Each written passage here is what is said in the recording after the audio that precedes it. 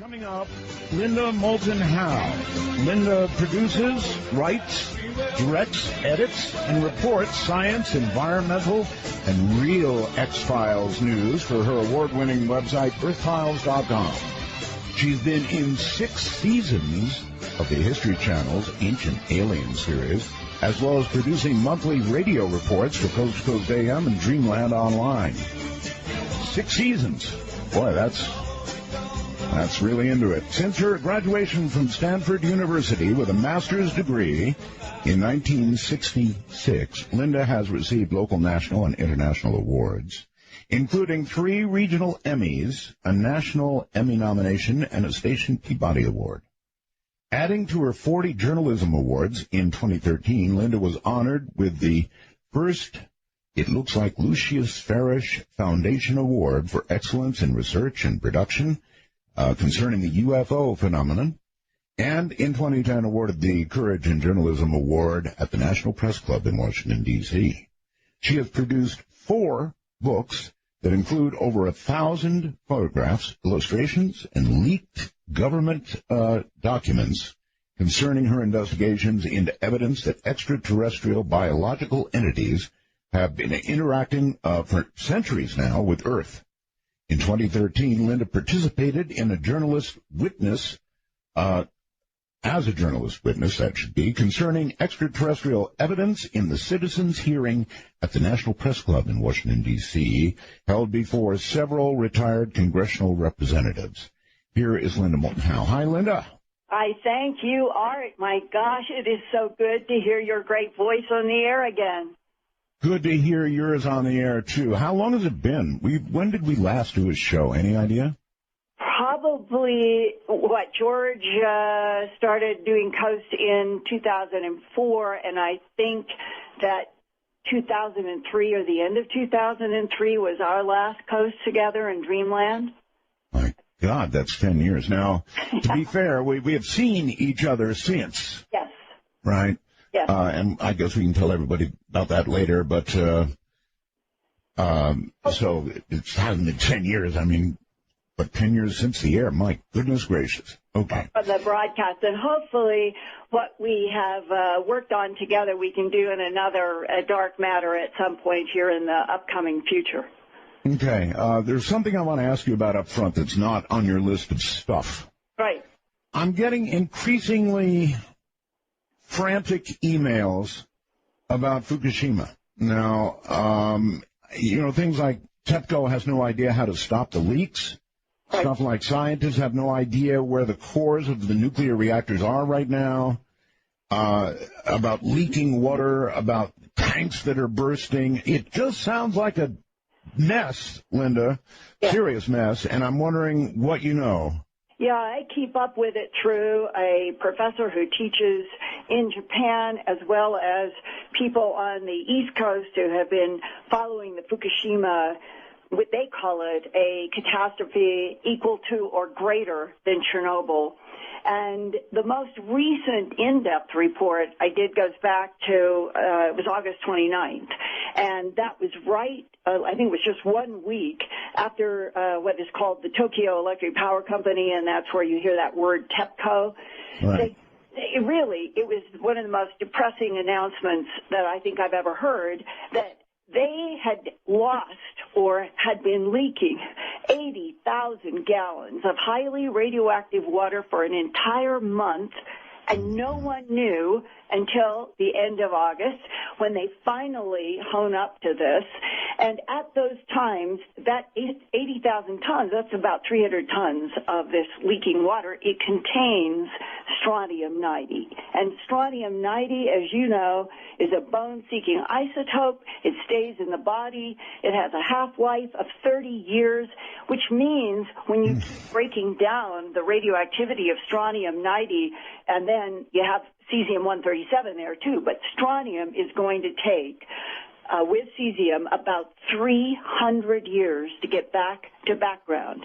And that means, without question, there's going to be increases in bone cancer, cancer of nearby tissues, and leukemia. And that professor who stays in touch with me, Art, He moved his wife and his children from Japan to Australia because of his own. He was taking a radiation monitor around his yard and the school where his young children played, and he was finding enough above background that was contradicting what the Japanese government was saying was safe X miles away from Fukushima.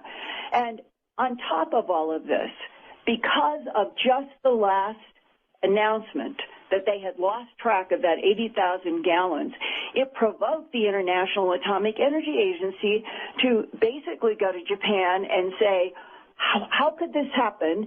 And now they raised that level from what was the United Nations. They have the 7-point International Nuclear and Radiological Event Scale, and it went up after 2.5 years from the first 3/11 disaster. The crisis went up to a level 3 now again. It's climbing back up toward Chernobyl. And one of the things that when I ask Dave Lochbaum, he's director of the Nuclear Safety Project for the Union of Concerned Scientists, and I asked him, what do you guys understand about the radioactivity of this water? What kind of exposure are we talking about? And he said, when some objective readings were taken at the end of August, along with that TEPCO announcement, it showed that if you or anybody were standing 2 feet from the water, the 80,000 tons or gallons that escaped, you would get the equivalent of 5 years' worth of radiation in just 1 hour. Oh, my God. Yeah. Linda, when at the time this occurred, I was in the Philippines, in Asia, so we were very concerned. But as it turns out, the prevailing, ocean currents and winds bring it more toward, frankly, here than they do the Philippines, so we feel better about that. But one thing that's very worrisome, and I want to ask about, is the fish. You know, Filipinos eat lots and lots of fish, and while it's a long way away, they're all worried. And I wonder if we should be worried. In other words, the fish are in this water all the damn time, right? Right. Well, you know, that is one of the most complicated questions in my own Earth Files reporting. I have continually asked, how safe is Japan's fish and farm food? And you get answers all over the map. The professor who is there, and he has people who have gone into the supermarkets with radiation counters. They have said, and he has said to me, I won't eat any seafood. I've changed my entire diet. And so now that's from somebody who's living there. And here is, now let's go to somebody on the outside who is not living there but is trying to monitor in the Pacific close to Fukushima, and that's Greenpeace. Greenpeace has, just a year ago, they put out a warning that they were seeing much higher than normal radiation in some of the fish that they have caught. But what happened today? There was a newspaper article in which the Japanese government is saying, no, that they've done sampling of fish and there is nothing to be concerned about. But here's the thing. The professor and everyone I've interviewed, and that includes people in both Tokyo and Fukushima, and they say, and this is a quote, we can't trust anything the Japanese government says anymore, and that's why so many people are trying to do their own monitoring, but they're up against this. This is a fascinating cultural aspect of Japan. The government always has had a policy. It sort of is the metaphor are those beautiful white lace gloves that were on the cover of one of the news magazines after the horror of 3/11, of a woman who still had on her white lace gloves up against her forehead, surrounded by the ocean water and the trash. And the professor has said to me, this is a country in which everything always goes to politeness. No one talks to families about cancer or sickness. And the government does not want anyone to talk about the radiation from Fukushima. They've got the Olympics now.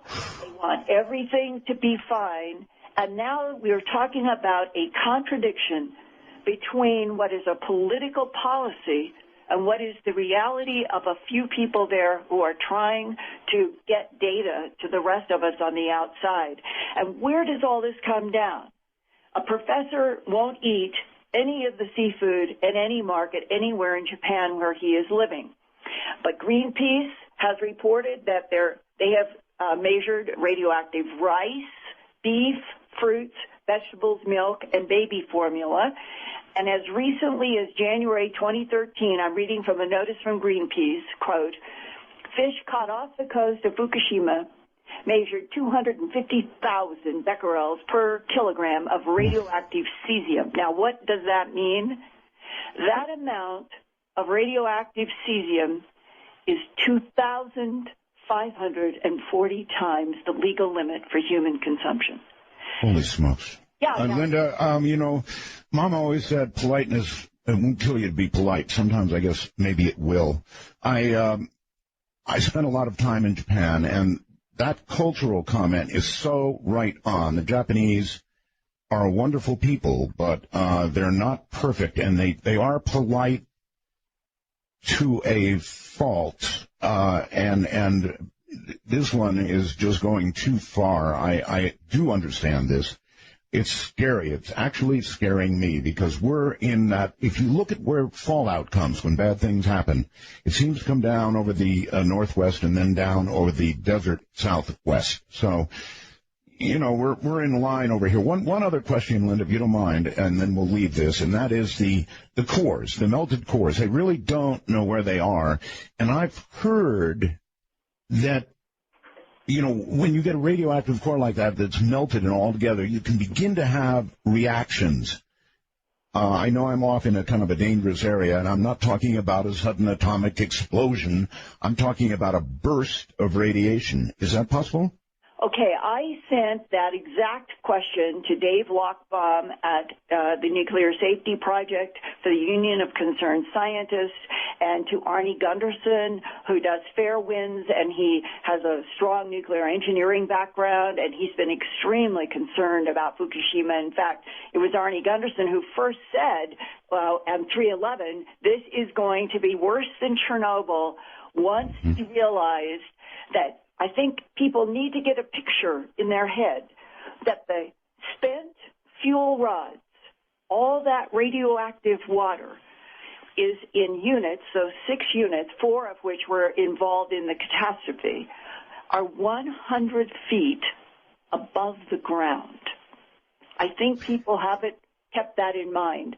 The construction is the spent water and the spent fuel rods are above the ground, the nuclear cores are below the ground, and so TEPCO and the Japanese government have had this two-headed monster on their hands now since 3/11, worrying about what's going to happen if all that radioactive water that they've been trying to get into now, there's 1,000 tanks, and they keep building tanks that are full of all this radioactive water.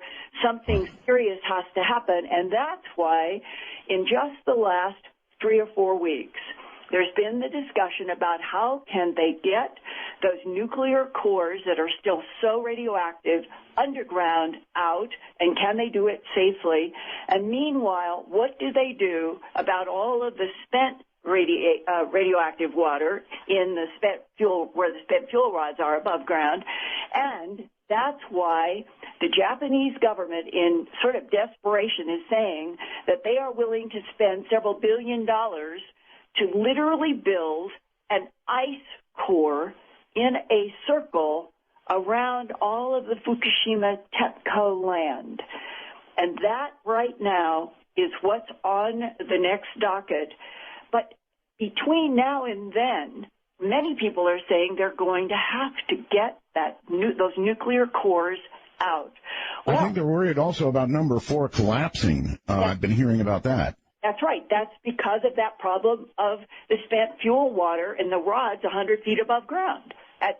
Well, all the units have this issue, but that's what's on at Unit 4. And so now, the only light at the end of the tunnel that I can give you on this most recent correspondence was that both Dave Lochbaum and Arnie said that they do not think right now that getting the nuclear cores out have reached any kind of a emergency situation. It depends on how the approach is done, but the Japanese government is now on top of TEPCO. They have officially said they are taking over all the next steps because TEPCO has not been effective, and TEPCO is a company now that no one in Japan believes, so they have a gigantic credibility problem. And right now in the United States, I think you've raised an extremely good question, Art. What will the consequences be in the next year if Japan loses control yet again of any of those steps? We'll call it the fuel rod water that's radioactive, the spent fuel, and those cores underneath. Plus, they have over 1,000 containers now of all of that wastewater that they've been gathering. If there is another earthquake, yes, and if it lands and splits land and those containers break, or those cores break, or more of that spent fuel rod water comes down, we're in another serious crisis, and it will be probably worse than Chernobyl. Well, I guess this kind of is the death knell for nuclear power. I was actually warming up to nuclear power again because we need it so badly, but I think this one puts a seal on it. What do you think? I do think that's what's happening. I know that the professor in Japan says that there really is, even in that polite society where there's not supposed to be protest, that there is this growing sense that the government would like to see their nuclear power reinstated and reinvigorated, but that there appears to be a political climate pushing against that.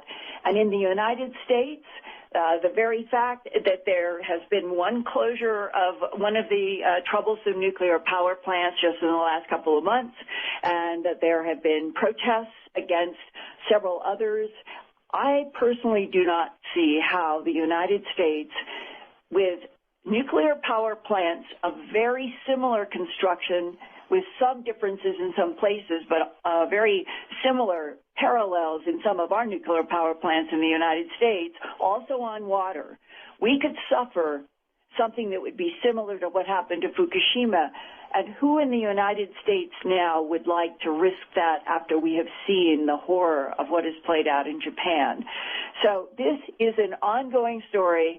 As Dave Lochbaum, a Union of Concerned Scientists, and Arnie Gunderson have said to me, this is a story that is going to continue to unfold for at least the next 30 years. You know, for somebody who wasn't prepared for this question, you sure have a lot of information about it. Thank you very much.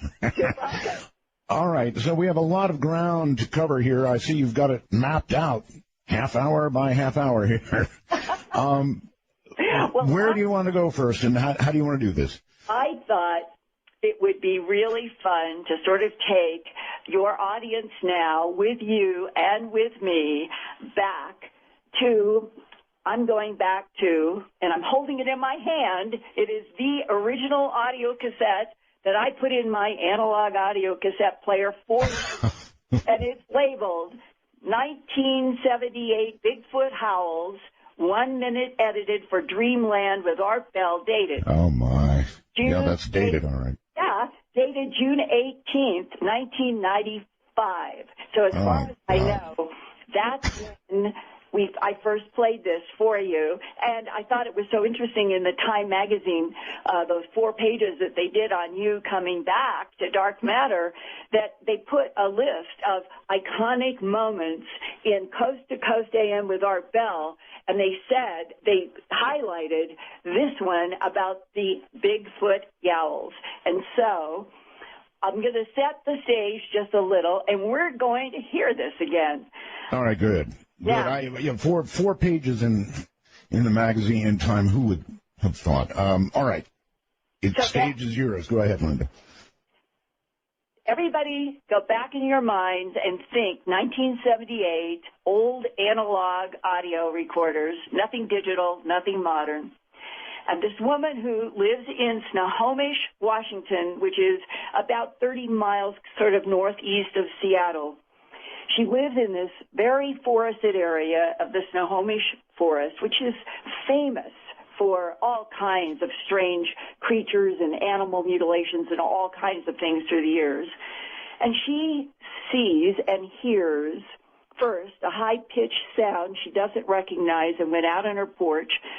And the way she describes it, that there were a couple, at least two, 8 foot tall, and she used the words silver-backed, primate-looking creatures with dark, long hair, and they're standing at her gravel pit, which is about 100 feet from her porch. And they begin making this very high-pitched sound, so she went into the house, got her tape recorder, analog, and she stood on her back porch with this little recorder in her hands, holding it toward the creatures as they howled.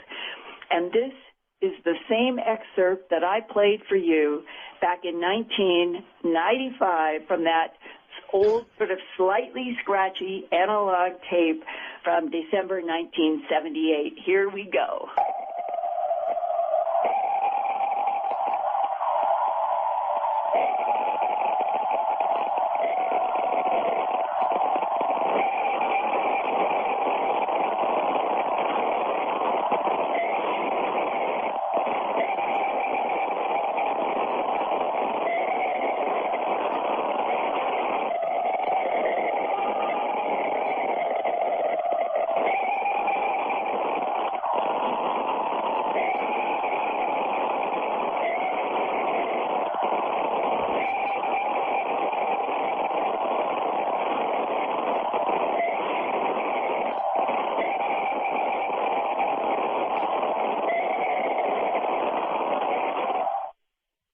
Yeah, that's amazing. Those are screams. You've got to discount the static that you're hearing in there, but the screams were just horrific. And what would they come from if not Bigfoot?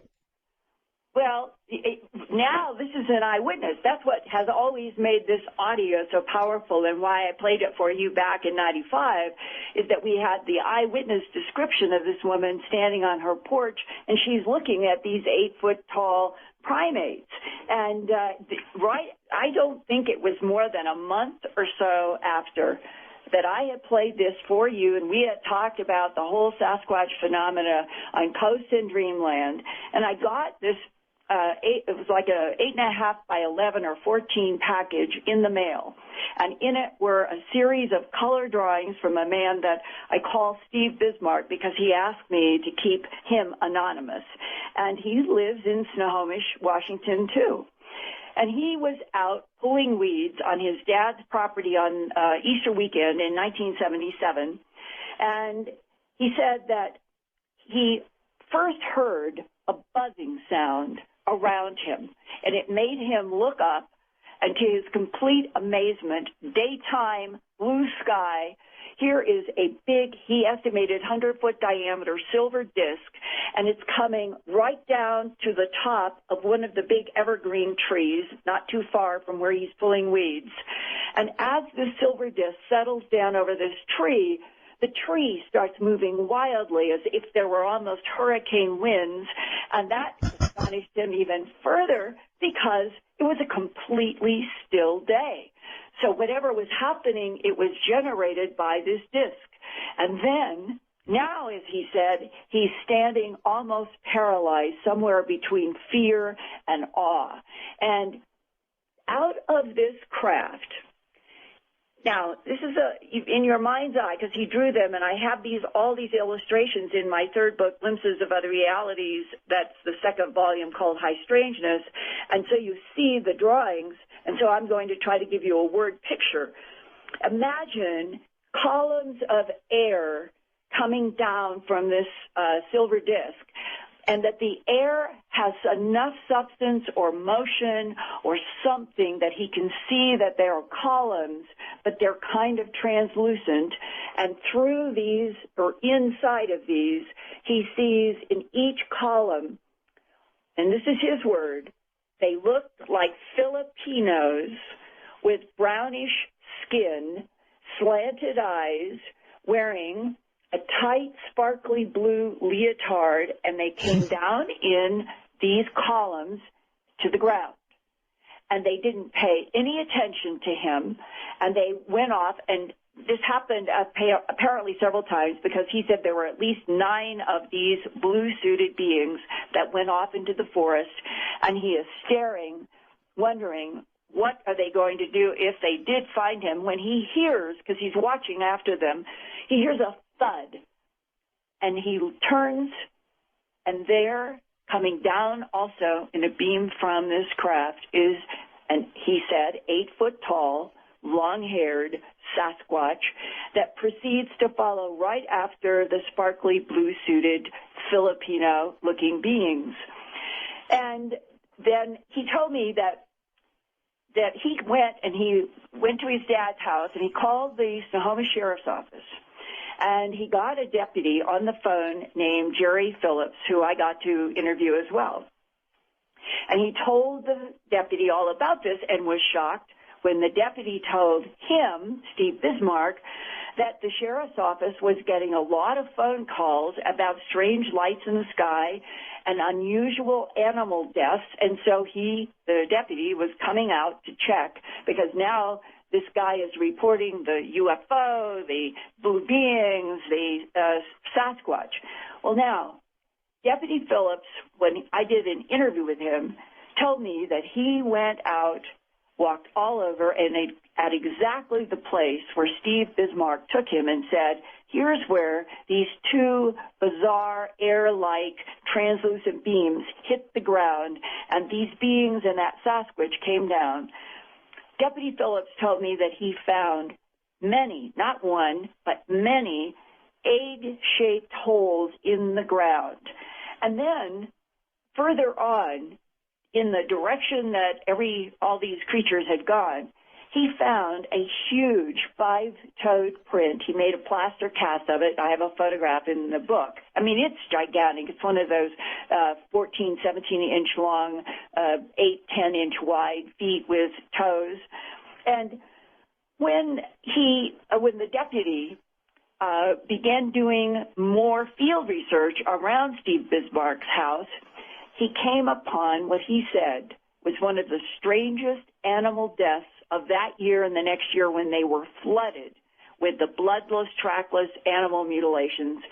He said that hanging from a broken branch, something had broken a branch that was 9 to 10 feet off the ground, was a deer hanging by the scruff of its neck over the broken branch, and had the classic ear, eye, tongue, jaw, genitals, and rectum cord out, no blood.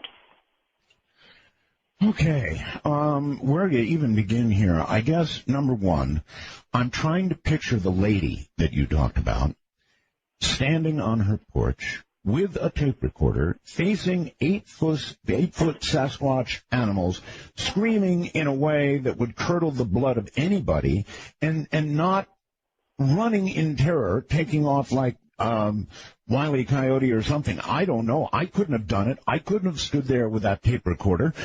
Did you ever have an opportunity to ask Helen the good Lord's name? She was able to stay planted. Well, you know, the tape and the letter and the correspondence was sent to me through an intermediary, and I've heard her voice on the audio tapes describing the dates and what she's doing, so I know her that way.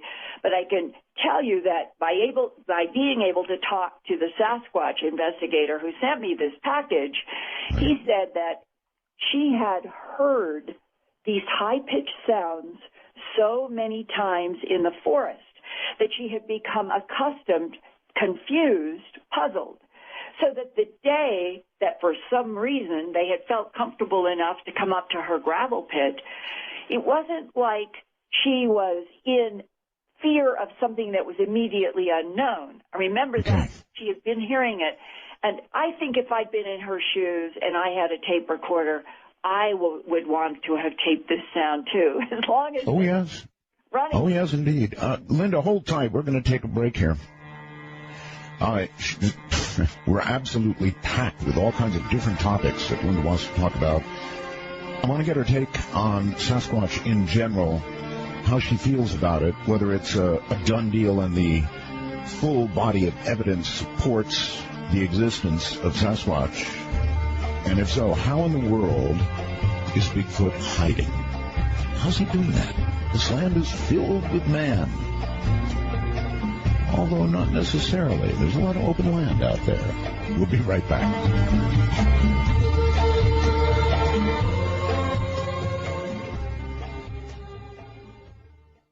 Actually, hold your calls for now. We've got a lot of reporting to do.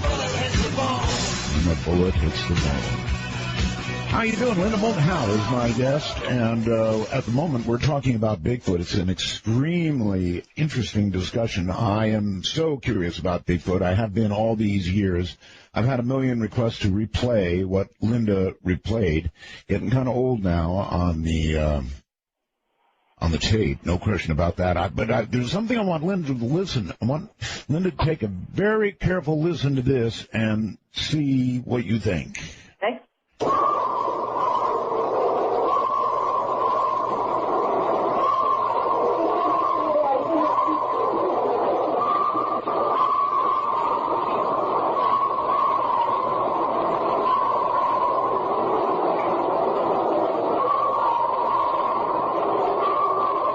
Anyway, you get the idea. Blood-curdling screams again. Does that sound like Bigfoot?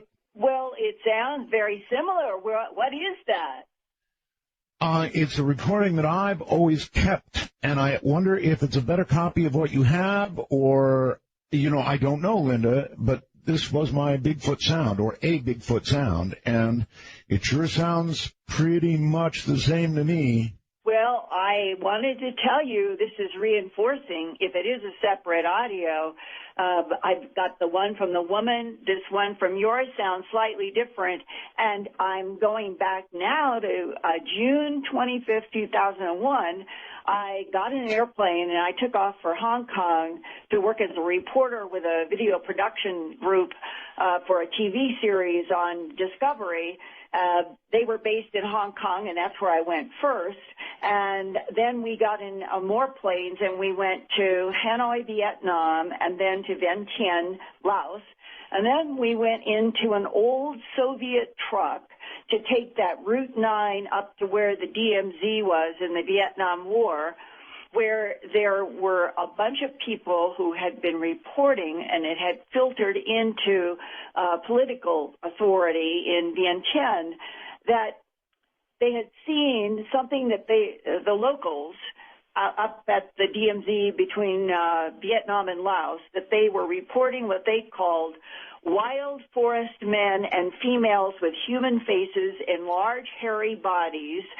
And we went on this trip, and the first night we were staying, talk about rough accommodations, no toilets, no anything, but we had an empty cement building in which they had set up a whole bunch of thick mosquito netting, and each one of us was in a cot inside of this mosquito netting that was hard to get in and hard to get out. And at 2 a.m., for some reason, I was able to see a clock, and that's why I know. At 2 a.m., I came straight up, and my head went into that mosquito netting. And what I was hearing was the same Sasquatch sound that I played tonight.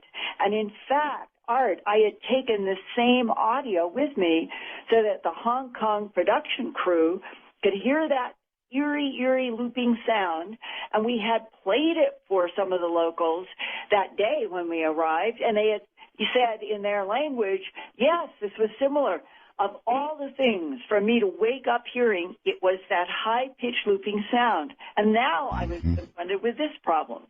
If I tried to get out of the cot in the mosquito netting across, the crews were all laid out on floors, and then I'm making all that noise, I will miss hearing how long it goes on. And so, with equipment in a room about 50 feet away, I sat there in the dark in that mosquito netting and the Vietnam-Laos border listening to this sound. And that is a true story. We never saw it.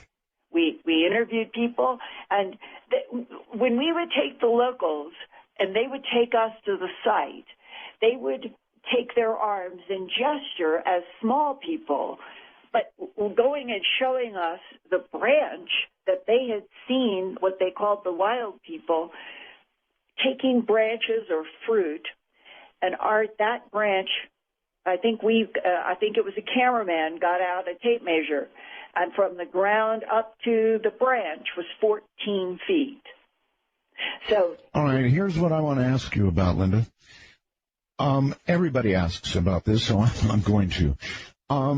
Here in America, if you live in a fairly urban environment, your mindset is going to be, oh, give me a break. How could an animal of that size possibly basically hide from humans and hardly ever be seen, hardly ever, those are rare recordings we have, or certainly video is very rare and suspect at times as well.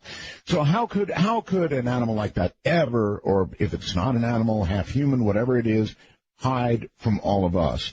But on the other hand, Linda, if you live out where I live and on up through Oregon and Washington, this kind of country, you can drive for hours and hours and hours and see virtually nothing. So there's a lot of land where people are not. So I'm sort of answering my own question, but the big question is, how are they not seen more frequently? The consensus, and this is a hypothesis because it's not proved, is that the Sasquatch, Bigfoot, wild man, Yeti live underground. And underground. And that we are dealing with some sort of a primate species that, and I'm going to say these words, knowing I can't exactly prove it, but to me, there's too much circumstantial evidence not to say it, that if, like the documents that I've been exposed to in my work when I was working for HBO and other things that we can talk about in more detail, that extraterrestrial biological entities manipulated DNA in already evolving primates to create Homo sapiens sapien, which is us, and those are words in an alleged government document, that the link between the Sasquatch, Bigfoot, and extraterrestrial deliberate creation of them to do work on this planet is strong. I have interviewed many people in the abduction syndrome who have been on a craft during an abduction, and they have seen what they say are 8 to 9 foot tall, hairy Sasquatch or primate-looking entities on those craft. And in Snohomish, Steve Bismarck saw the sparkly suited people come down, or beings, and then saw the Sasquatch.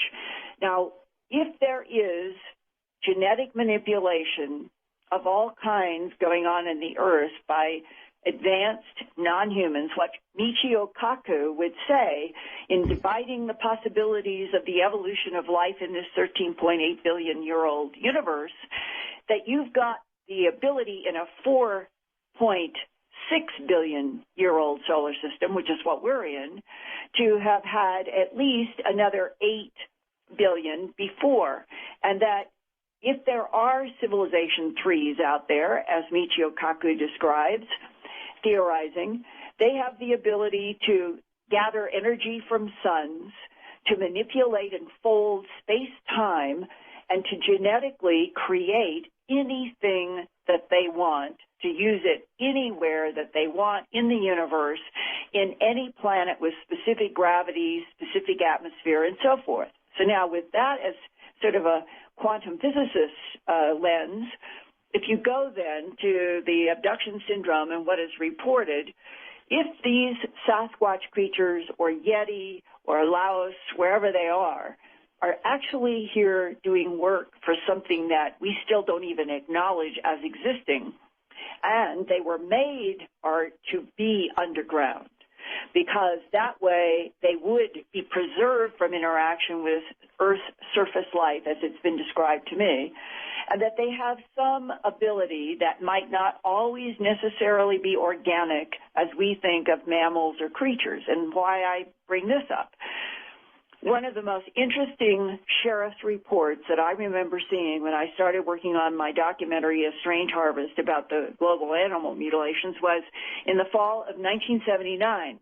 And that was only 3 or 4 years after this sheriff's report had been filed with the Cascade County Sheriff's Office in Great Falls, Montana. And the report that went to the sheriff was from a rancher out hunting, had a .30-06 rifle, came around a bend, and confronted immediately in front of him was an 8 foot tall, reddish brown, long haired, looked like, I think he said, an orangutan or a primate. And without hesitating, the rancher grabbed his .30-06 rifle and shot. And the creature in front of him, this is a quote from the sheriff's report, disappeared in a flash of light. Now, that's not okay. So it's not biological, or certainly not fully biological, as are we. Or they are creatures who have the ability to escape Homo sapiens sapiens surface life in ways that we do not understand, which goes to the heart of your question. That's right. Why don't we find them, or why do we rarely see them?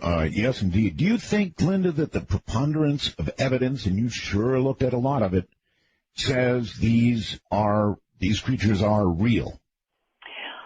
The best source, I think, is Jimmy Chilcutt.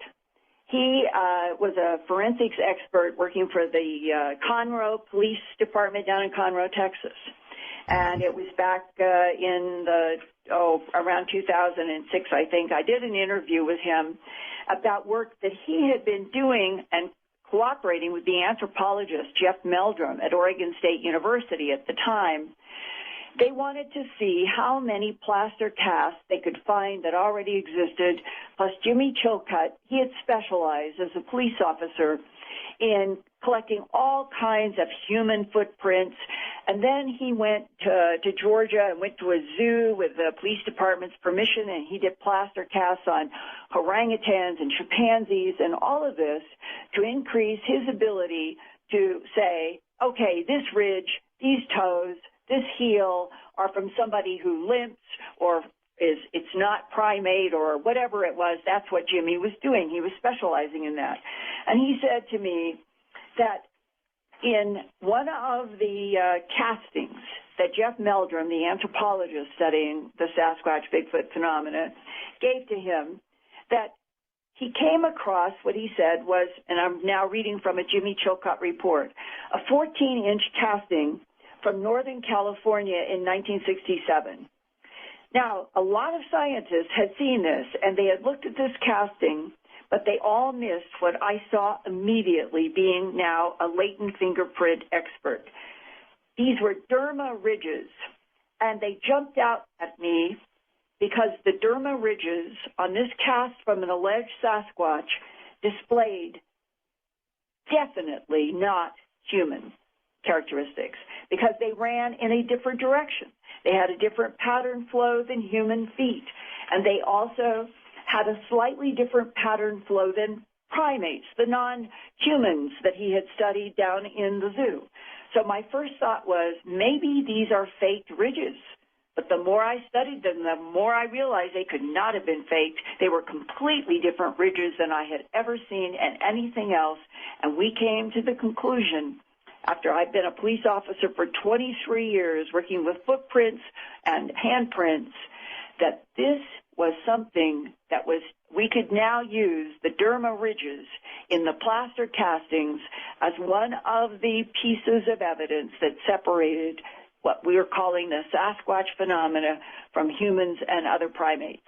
And Jimmy Chilcutt, in that interview, told me he had not a single doubt that there was some sort of a primate-looking creature out there that was leaving footprints in mud and sand that were huge with derma ridges that he himself said, this is it. This is what proves they are a different species. Do you share that view? Yes, I do. And the reason I do is because I have talked with so many people who have been in searches after the Sasquatch Bigfoot phenomena, and I have read 3 or 4 books by scientists who have come at this from a zoology point of view. They want to prove it, and they can't yet prove it because they need the creature in some sort of either live in a cage would be preferable. And then you jump to, I personally feel that people in the abduction syndrome are trying to tell the truth to the best of their ability. And when somebody like Steve Bismarck says he saw this Sasquatch creature following those several blue-suited extraterrestrial biological entities in the forest in Snohomish at a time when there were all of those discs and lights and animal mutilations and marks in the ground and all of the stuff that happened, I think that's another piece in the puzzle with Jeff Meldrum and Jimmy Chilcutt and the scientists, and you stand back and say, because we don't have the body live or dead yet, does not mean it's not on this planet underground. All right. There's been a great debate about whether a Bigfoot should be shot. Now, there are those who scream, no, of course not. They're rare, they're endangered, and last thing you want to do in the world is kill one. Other scientists have said, no, we need a body. We need that evidence. And I wonder which side of that question you'd be on. I hate to see anything be killed. It's just my nature. I would not want to kill a Sasquatch. I don't know if they are retrievable in a live form, meaning they are so strong, so big, so smart, so agile, that maybe it's not possible to get them into a cage. But to shoot one, I think, would just be horrible. So I don't. Okay, so your answer would be no. Yeah, my personal answer would be I would never shoot one. I actually had a fellow on the show who had a very, very good story, and I'm sure you remember, that he shot a couple of Bigfoot. And he was very concerned, and I think rightfully so. He buried them, Linda. I still have a map to where those bodies are located. No kidding.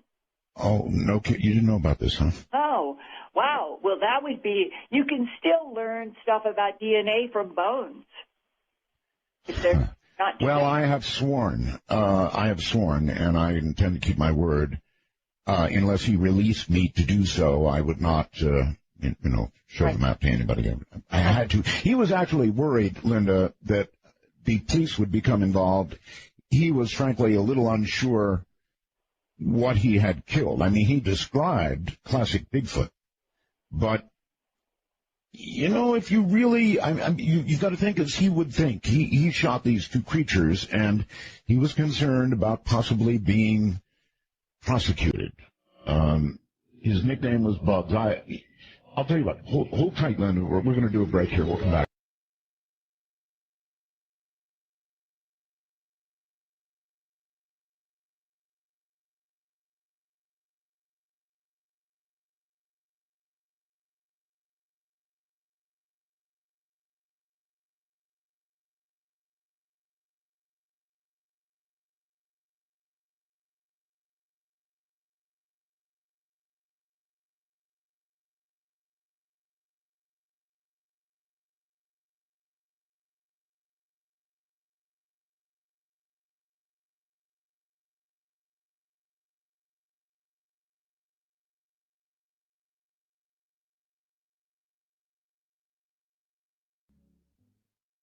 Linda, welcome back. Thank you, Art. And just to sort of connect to where we left off, and I was talking about Jimmy Chilcutt, I found during the break a quote from him in a 2000 interview that I did with him, and he had told Field and Stream magazine in an article about his work for the Texas police station, quote, "I can assure you there is an animal up in the Pacific Northwest that we have never seen," close quote. And I think that really sums up what everybody who has seriously studied Sasquatch, Bigfoot, Yeti thinks. I do agree with you. I think there seems to be increasing evidence. Now I notice there are those doing DNA work as well, right? There is Melba Ketchum. She did a release earlier this year or at the end of last year, and it was about her doing DNA sequencing that proved that the Sasquatch was a combination of Homo sapien and a primate that was probably a lemur. Now, I interviewed her. I read her entire website. I have read all of the critiques of her, of which there have been more than any support. And I think that part of the problem is that she did not have any easy way to work with, we'll call them formal laboratories, because as soon as she would tell them that she was trying to do genome sequencing on Sasquatch, they would back off. Mm-hmm. I don't know at this point the whole issue of contamination of DNA. That is a big deal. And neither you nor I nor anybody who is not in the what's called the paper chain, where you know you have the same person, the same process, the same scientist gets the tissue that has the DNA. You know where it goes. You know to what lab. You know where it's kept locked. It's dealt with. The whole chain, paper chain on true, credible science means that you are always trying to protect against contamination. And in this story of what Melba Ketchum did, apparently it is hard to, or at least many scientists are critical, that is not confirmed or that it wasn't protected. And here, how do any of us get a reality check on what was the contamination or lack of contamination? And that's the problem right now on that research. So, chain of custody issue. And contamination. All right. Let's try this. This is such an interesting question. What do you think is the reason? I mean, all these cattle mutilations and other mutilations that have been going on, they're horrible, but they must have a reason. In other words, if extraterrestrial biological entities are doing this, and it seems like they would. I mean, if our government wants cattle, Linda, they can find plenty of them. They don't need to beam them up from the middle of a field somewhere. So what would they be looking at? Why would they be doing this? Do you have a guess? Well, I'll take you back for a moment to the first shock, like a 220-volt circuit that I had with. He had just retired from the Logan County Sheriff's Office in northern Colorado in Sterling. It was Sheriff Tex Graves. And from 1973-74 period on to when I sat with him for the first time in September of 1979, I was working on the documentary that would come to be known as A Strange Harvest, and I started on it in 1979 as Director of Special Projects at the CBS station in Denver. And I did so because my beat was then and has been since I graduated from Stanford in 68. If I had given 66, it was 1968 when I graduated. My beat was science and medicine and environmental issues, both in my work at Stanford, in the films that I was making, and when I got out. And Tex Graves was the first sheriff that I was referenced to as being somebody who had been by then to about 236 mutilation sites. Think about that. One sheriff in one place, and know that in the state of Colorado during that period of time that each county in some sections was having over 200 animal mutilations. So in Colorado alone, in a 5 to 10 year period, there were thousands.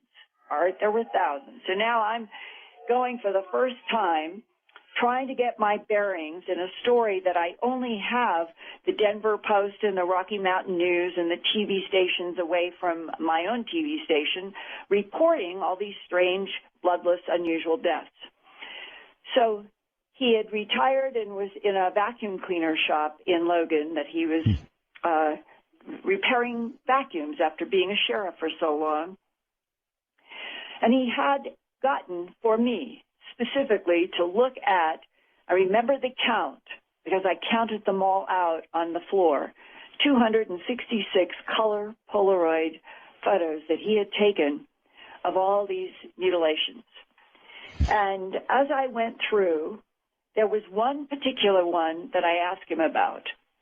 It was a steer, a heavy steer, a big steer, all black, lying on its right side, and the front legs and the back legs were together so neatly in such neat parallel that it looked artificial. But this is the way the sheriff photographed it at the mutilation site.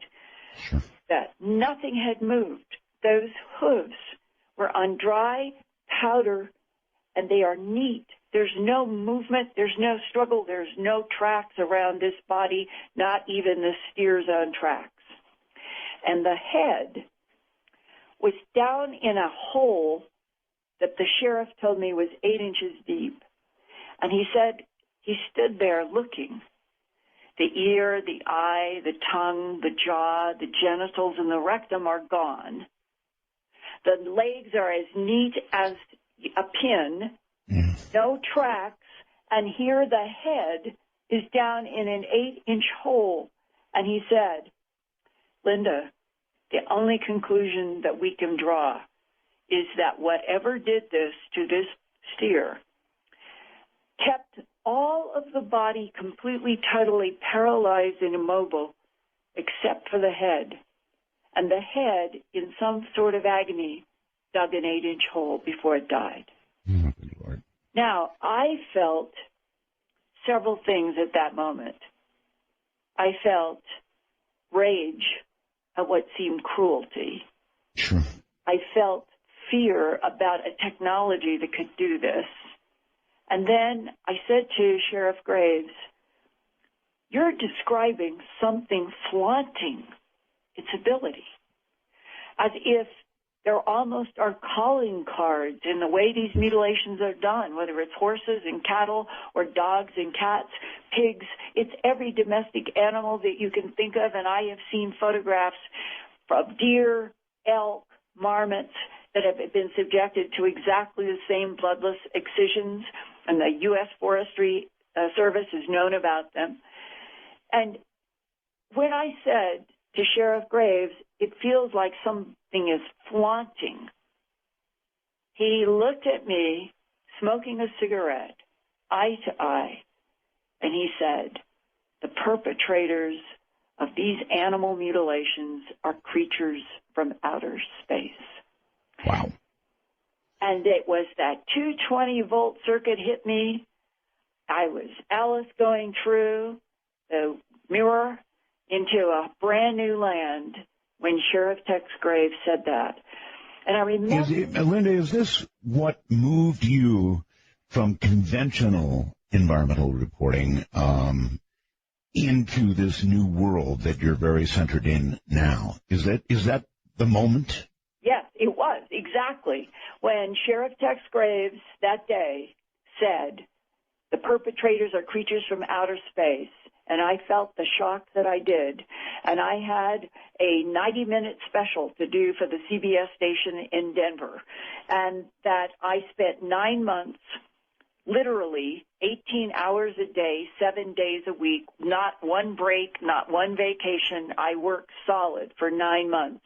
And I traveled in 4 states, and I saw so many of these unusual animal sites with no tracks around them, the clean, bloodless, and it is the precision of the true animal mutilations that gets to you. They are surgical. And here is a piece that many, many people overlook. I've reported it a lot, and I think people don't want it to be true, and so they sort of blank this part out. It's very true.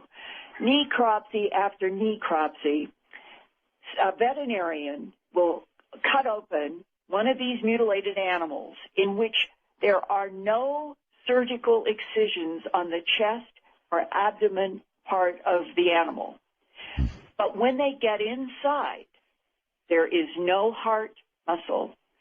The pericardium is there. There are no cuts in the pericardium. That's the translucent sac that surrounds the heart. And to keep in mind, the heart of an adult cow or bull is somewhere in the 7 by 9 by 11 or 12 inches. These are huge muscles. To get an entire heart out of a bull, a steer, a cow, or even a heifer, and even a calf, to get it out of the body without an excision in the chest is considered impossible. And then you add on to it the cases where the veterinarian finds the translucent pericardium that surrounds the cow's heart. We have pericardiums around our heart. And it's lying in the chest, deflated, but there's no cut, there's no blood, there's no fluid, there are no blood clots. And the veterinarian that did this first with Tex Graves, he encountered this, and Tex told me the very first mutilation of a cow up around Sterling that he had gone to was somewhere around 1974, and he asked the vet to come out and do a necropsy because he's looking at this ear missing, eye missing, tongue, jaw, genitals, and rectum cord out, and said, Linda, the cow was warm to touch. It was that fresh, and no blood, and no tracks. So the vet comes. The vet opens up the cow. I've watched necropsies done in the field, and it's like watching somebody disassemble a car engine, but they do it in a life form, a cow, and they do it very neatly, piece by piece by piece, looking for all kinds of anomalies. And he said when that veterinarian showed him there was no heart, the pericardium was there, no cut, no blood, and no excision, the veterinarian said to Sheriff Tex Graves, don't call me out on another one of these. I refuse to stand in front of the media and say, I have no idea how this was done, and this is impossible. Now, that gives you a behind the scenes of many, many variations on what has happened between veterinarians doing necropsies for real behind the scenes, while law enforcement would say to the local media, it's predator, disease, or satanic cult, knowing that was a lie. All right, you've absolutely convinced me, although I was already, that it's not humans that have done this. It's non-human entities that have done it. Again, the question, why? In other words, what are they trying to discern by doing this? Well, this begins to move into a very difficult and complex and sensitive subject about genetic harvest from this planet, probably for millennia, in order to produce genetically manipulated containers that could be standing up Homo erectus primates, Neanderthals, Homo sapiens sapien, our current model, plus every conceivable kind of every other container that you've ever heard of, from centaurs to unicorns. In experimentations on this planet, in this solar system, that has a particular gravity, a particular atmosphere, a lot of water. And when it comes to the why, it's even more difficult.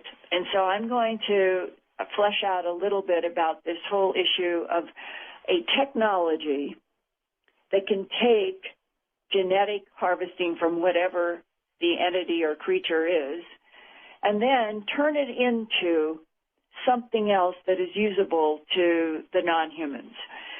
In my, I've done 4 books. 3 are big, 8.5 by 11, 400-some pages each. And I did that so that I could put big photographs, big documents, everything clear in these books. Right.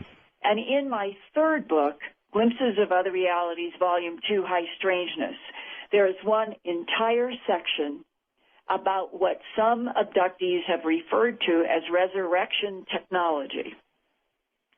And one of the most dramatic in this whole, it's a big chapter, many people that have had this interaction with this technology. And one of the most dramatic was a woman named in the book Linda Porter. And I drove from Los Angeles up to an area in Porterville, California, to meet with her. Back when I began working on this book, between 1994 is when Glimpses Volume 1 came out, about animal mutilations, crop circles, human abductions, and a taxonomy that I did from the illustrations that people had done over 30 years. And then by 1998, Glimpses Volume 2 came out. So I was working on all of this between 1992, 93, and that's when I went to see Linda Porter. And she had sent me the clearest, she was an artist to begin with, of a series of drawings about what had happened to her between her teenage years and about her 20s. And it included having a beam of light. Many people remember a beam of light. They don't exactly remember what happens, but she remembered a beam of light. And then as a young teenager, she was inside of some kind of a craft or a round room. And what happens, in very summarized for the radio broadcast tonight, is that a praying mantis-looking creature, 8 foot tall, which does come up in lots of abductions, even if you don't hear about it much, appears. And at first she was terrified, and the tall praying mantis put into her mind a sense of deep sadness about her and all humans.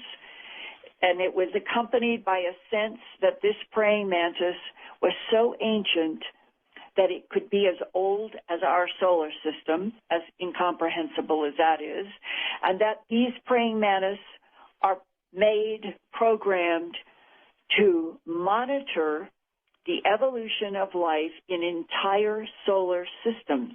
We're getting into the world of Michio Kaku's theorizing about very advanced civilizations having this ability. Yes. And that when humans are in the presence of the praying mantis has the ability to calm the human's natural fear of the way they look. And what he did next, he took the young teenage Linda Porter to a round, small container, almost like a small room, and showed her all of this dense, yellow, sparkly light inside of it. And then, as if saying, this is one piece of what you need to understand, he walked her into a room nearby and said, watch. And now it's a gray type entity.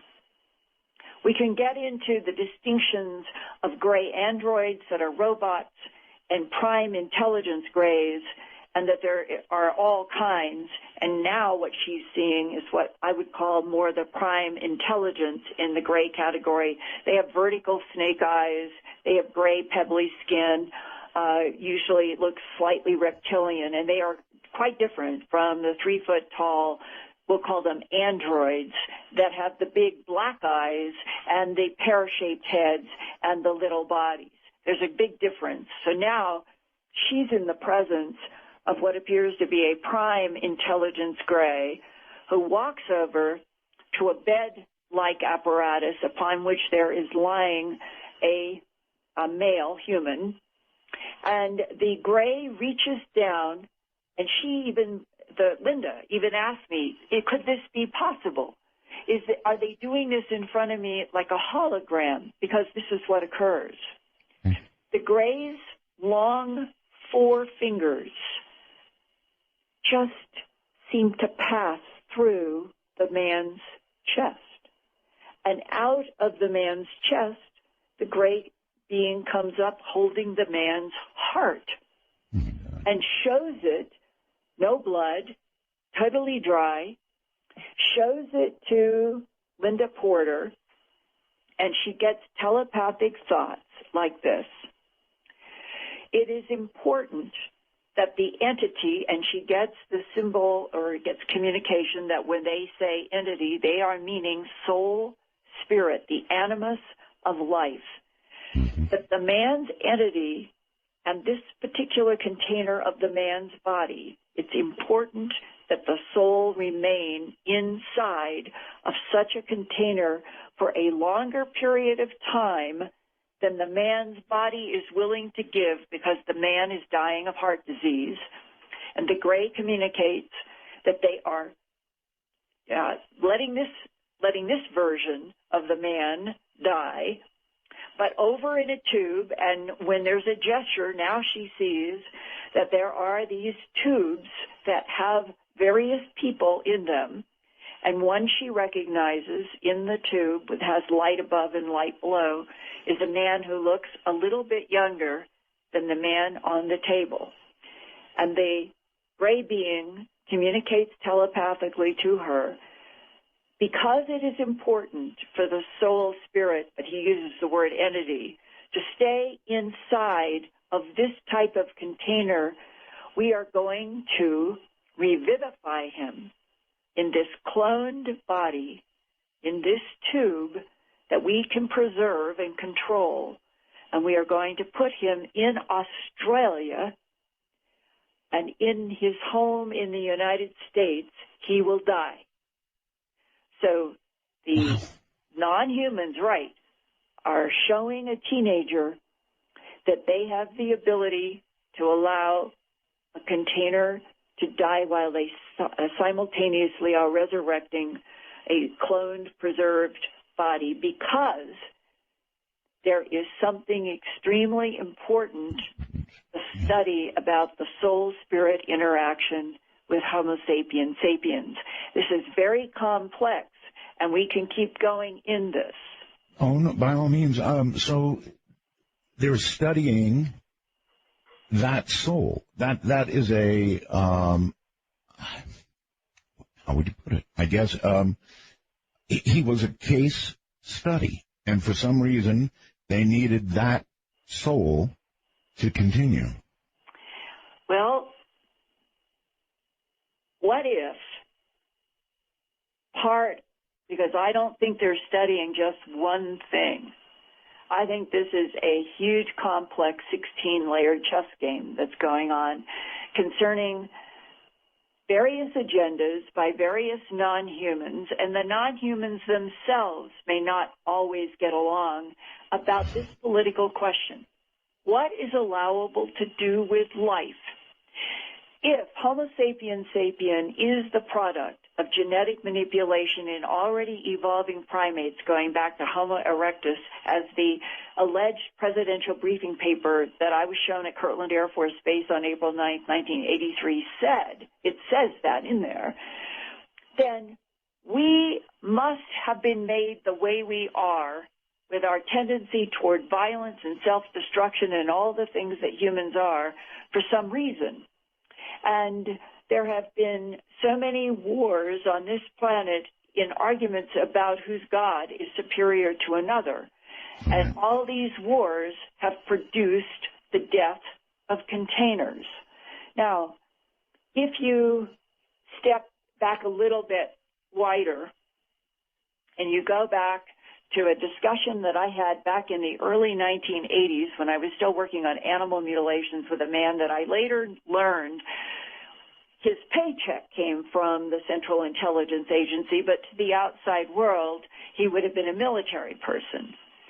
And he told me that he had been exposed to the whole concept of Truman and the Majestic 12, and that he had had some assignments in the military having to do with non-humans in which our government was trying to do rudimentary communication with some type of the Greys, that they had found that the very tall blondes and the tall red-haired types wouldn't communicate, and that there was this other group that, here's another thing that no one wants to be true. People will say the idea of standing up lizards or standing up alligators, it's so repugnant, and they won't go there, even though abductees say this is another type present in all of this. I always ask people who say that's not possible, that's somebody making up a science fiction story. Our own biblical history has a Garden of Eden in which Adam and Eve are there, allegedly as first human form. And what is there also? A very intelligent serpent that communicates with Eve all about things like getting out of the garden and learning about technology, science, life, and all of these things that are called the temptation of Eve and the dropping of the innocence of the first prime Homo sapien. Well, who is that serpent in the Garden of Eden for real? And what is the relationship between the historic reptilian undercurrent in so much religious literature and the gray beings, the prime intelligence with the snake-like eyes, and the tall, blonde, and red-haired humanoids that can have either crystal blue eyes or the blondes have been seen with very gold eyes like the Greeks. And a lot of people don't realize that the Greeks on this planet are the only ones in bloodlines that have very yellow gold eyes, some of them. I have a cousin who's Greek, and she has yellow gold eyes. And that there are all kinds of contradictions and confusions in our own religious and earth history that when you come to these stories that I've run into and have published in Glimpses of Other Realities about people being shown by beings, mixtures of beings, that their body and the relationship of the container to the soul spirit has some very profound meaning to these non-humans, and they are trying to study it.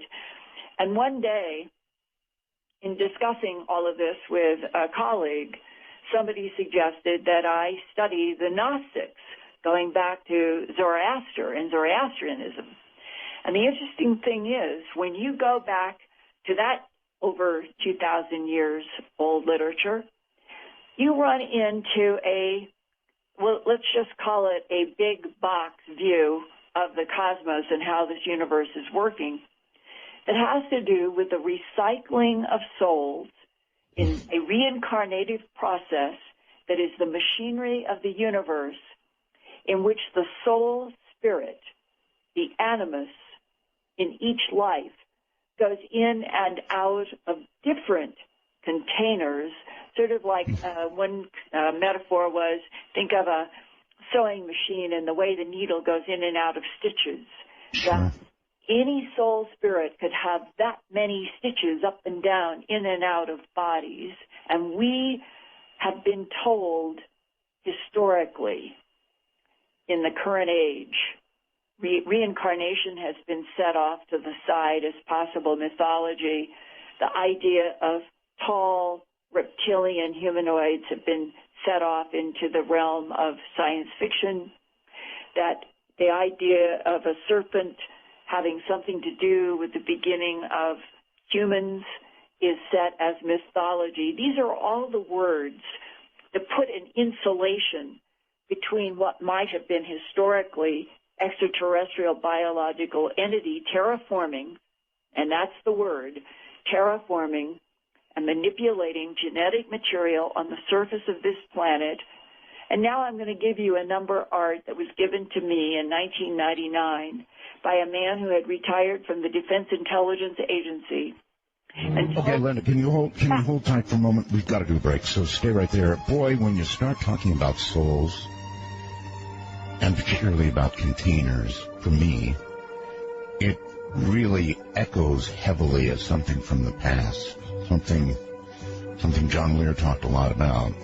Wonder how many of you remember that, how many of you have heard that echo. Some velvet morning when I'm straight.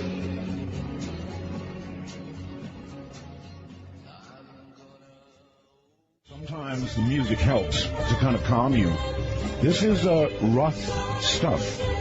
And I'm telling you, while you may not make the connection and you may be new to this program, some of the things that Linda's saying about containers, souls, a kind of a recycling of souls and a moving around of the various containers, they have echoes of exactly what John Lear says. John Lear is the son of Bill Lear, Learjet fame.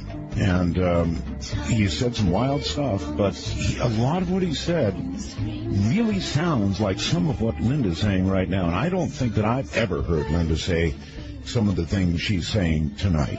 Linda, welcome back. Thank you, Art. That is true. I wrote about this in my books because it is somehow when people buy a book and they read it, they're giving their permission to read all of the information in the book.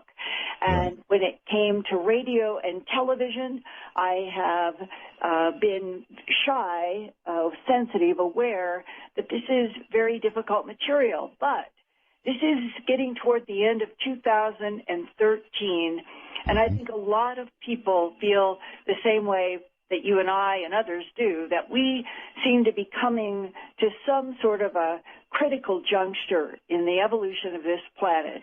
The feeling on the whole Earth now reminds me of when you heat up water on a stove. You can see it become sort of jittery, but there comes that moment when it goes from the water just trembling to a full roiling boil. And there is something about right now and going forward that I feel is like that, and that it is more than past time for all of us to be able to share at least some of the profound implications that have been there in front of us for a very long time. And it's partly out of frustration that the governments of the United States, England, and Australia and Canada from World War II, they know a great deal, and that there have been these policies of denial, allegedly in the interest of national security, that are still ongoing today when they know we're not alone in this universe.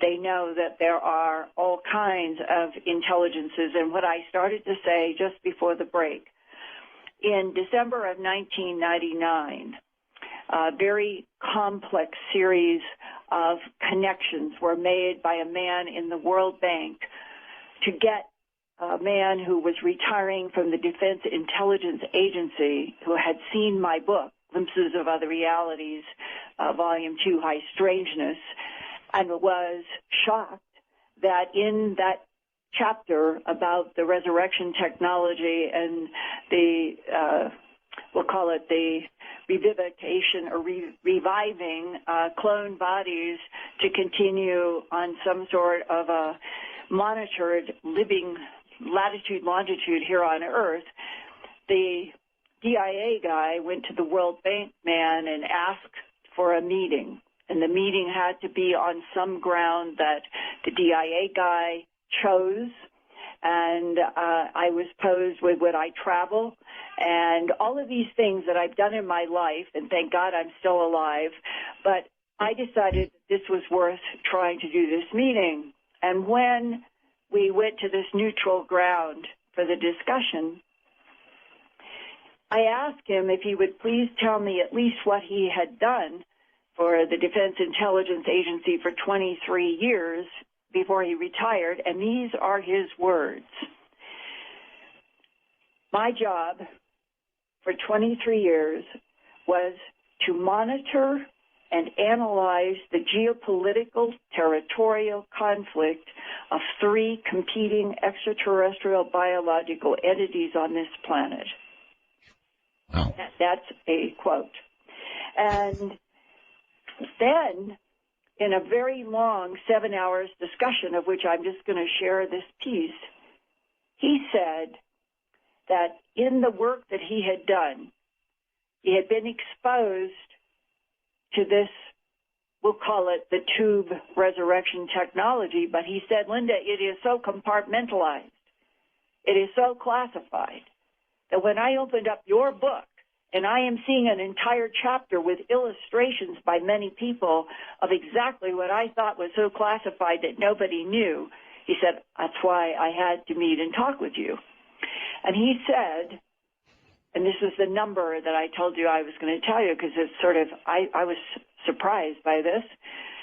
He said that his group, we'll call it that, operated with some sort of knowledge that he seemed to accept as a given, that at least one or two of these Michiokaku advanced intelligences that can get from where they are to here because they can bend space and time and move point to point, that they had been here terraforming and genetically harvesting this planet Earth, and this is a quote, for more than 270 million years.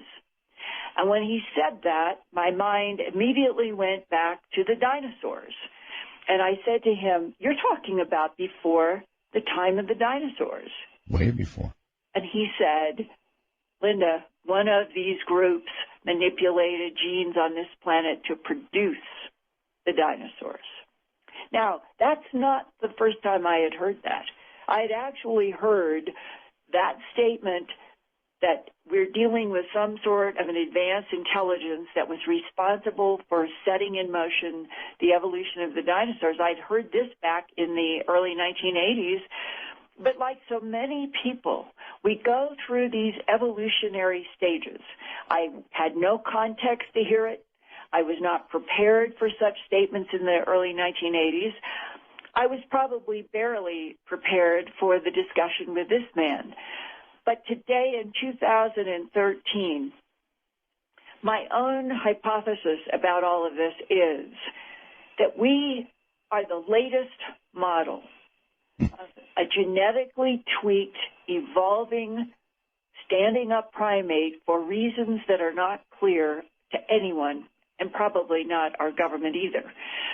Why, as this man told me, the DIA guy in 1999, he said, you might as well think of humanity as the 37th model of a Hoover vacuum cleaner. Oh, God. Linda, just a quick interjection here, question for you. On the one hand, you're talking about extraterrestrials and mankind as being a product originally of extraterrestrials, or maybe the 17th version thereof, whatever. But you're also talking about souls. Now, I wonder, I'm just curious, Linda, most scientists, most doctors, as a rule, don't believe in God. But here you are saying, on the one hand, we're model 17 of whatever, and on the other hand, we have souls, which most people would associate with, very deep religious belief. And you understand, I'm sure, the kind of tsunami that you're causing across that belief. Well, now let's go to what could be behind agendas to be on this planet or other planets. I don't think this is happening just on Earth. But let's just say, let's now go to a bigger box of what could be behind the concentration of efforts here.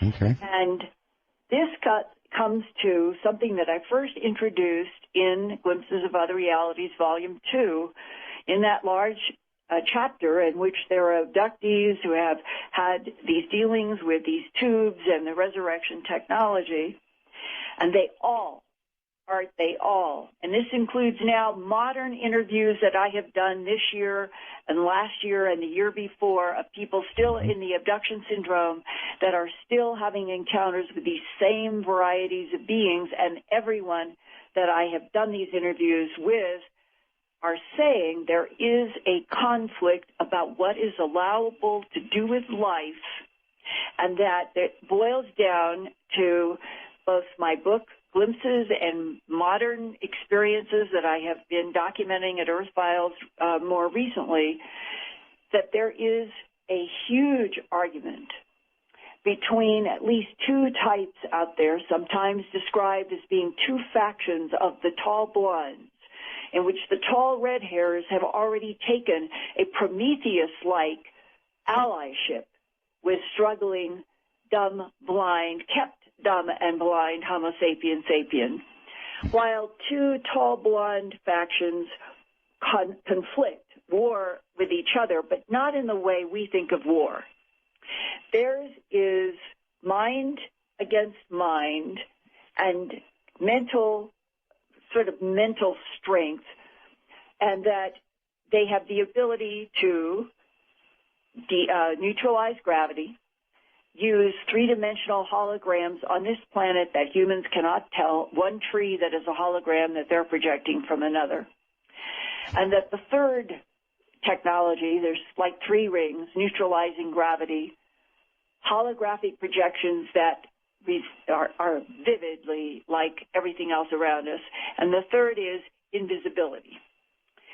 And that if you take those three powerful technologies to a conflict, a political argument like Democrats and Republicans, and the issue is one group thinks that the concoction, the evolution, the tweaking, the genetic manipulation of already evolving primates to create ultimately us, that we are less than a roach, because a roach would have evolved somehow naturally in the scheme of the divine field. And that those that are manipulating the DNA on this planet and other planets to create whatever they want, that they are wrong. And that somebody's going to put a stop to that cloning and that manipulation. And that this is the core of the fight that is going on around us, sort of in the unseen.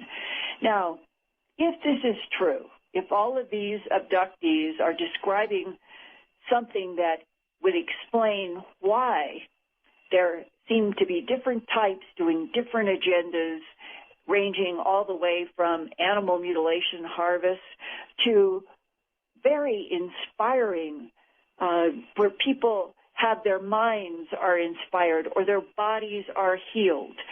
The UFO abduction and interaction field covers a wide span on a bell-shaped curve of everything from terrifying and mutilations to the most inspiring and completely healing. Mm-hmm. Now, if we understood the players,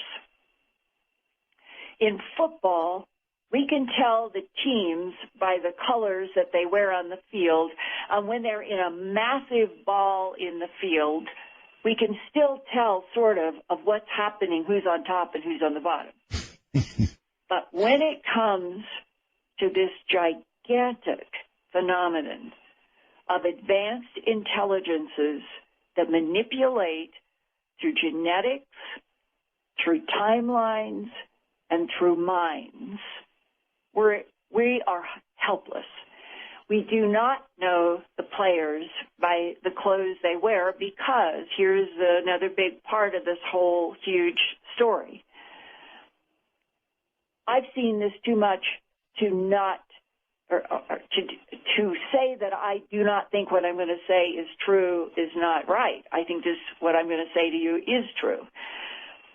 That we are dealing with other intelligences who have very complex agendas about the various lives and lives that they harvest and make and continue to study for perhaps this issue about where souls go at the moment of death.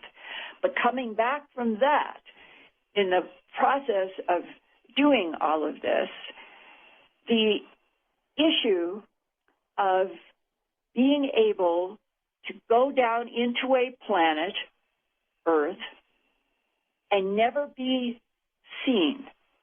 Mm-hmm. But you have to get down close to study these beings that you want to manipulate and interact with without them ever knowing, because that would destroy what they're trying to accomplish.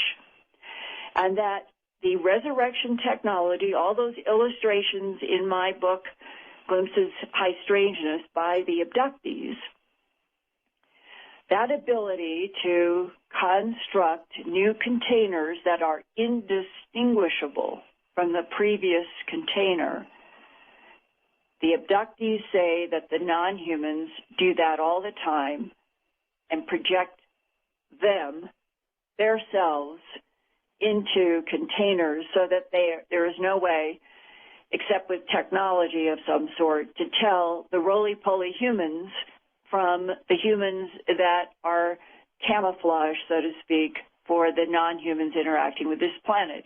This is how complicated this gets. Good Lord, Linda, you're actually talking about an invasion. Really? Well, I don't even know that that's a fair word, because I've come to think of it as, if we got down on a petri dish with bacteria to study it, we'd have to do something to get down into that petri dish. And in a funny, strange way, the metaphor is that if you're an advanced civilization in the universe and you want to experience what it is like to be, let's say, evolving primates on Earth, then you make something in which you can project your consciousness into so that you can be close and up front, but you don't want to be detected by that which you have made and are tweaking and are studying. So it's not an invasion, because the last thing they want is our destruction, some of them. Some of them may think that we are not worth saving, but others do. And yet it is a kind of invasion, though, Linda. I mean, if we become a container for a soul other than our own, we have indeed been invaded. Well, now you're raising the question that once upon a time there was a fad about walk-ins and all of that. But I see this still differently, that the cloned body of the man who was put in Australia, his soul spirit has gone into that clone. He may not even know anything about what happened. Only Linda Porter and the praying mantis and the Greys may know what has happened. So it isn't like another entity is in that body. It is that man's soul spirit. She saw this glowing material leave the dead body and go into the one in the tube, and he was revived and seemed normal and healthy. So there's that aspect. Well, perhaps not yet, Linda, but you have to imagine if they have the capability to do that, then if we're regarded as nothing more than containers. Anyway, I'll leave it at that. I do want to ask something. We can watch what they do, Linda. So in the years that you have been documenting, for example, the mutilations, would you say that back then there were many, many, many, and that it's trailed off? In other words, we can watch what they do. Have there not been as many mutilations in recent years? Is it trailing off? No, they just changed latitude, longitude. Really? Latitude, longitude is a key to animal mutilations, meaning that there are cycles of animal mutilations at certain latitudes, longitudes, over and over and over again, over decades, probably centuries. And that right now, from 2002 to 2013, there literally have been 5,000 or 6,000 mutilations in Argentina alone. Wow. And okay, so it's just moving around. It always has. The idea that the United States and Canada, because they've been mutilations have been reported in every state and every province in Canada now since going back to the middle of the last century and probably back further. And the conversation that I remember in '79 fall when I started as a complete innocent on A Strange Harvest, I called the BBC and talked with the producer there because I was trying to find out if they had any more historical information about mutilations than I had from the famous September 1967 case in southern Colorado. And that's where the reporters got it all wrong. They said it was a male horse named Snippy. It wasn't. It was a female horse named Lady. That was September of '67, the story that went around the world. That was the beginning, the breakthrough of mutilations to the public's consciousness. It was not the beginning of mutilations. And the BBC producer said that they had seen a journal that had been published in Australia about a 1911 case in which 104 sheep were found on an Australian billabong, completely bloodless. There was no blood anywhere on any of the white hair. And around the 104 sheep, there were no tracks. No tracks. Not the sheep's tracks, nothing else's tracks, and an ear, eye, jaw, flesh, tongue, genitals, and rectums were cored out in all 104 sheep. Now, if that is valid, we've never been able to get to the people who were there, and it's always been that it was a journal and we can't find it.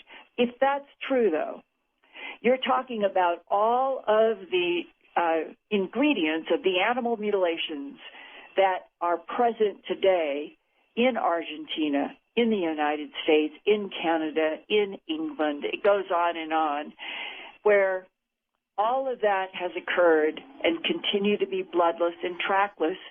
And in 1911, there were no lasers, there were no helicopters or beams that could have, okay.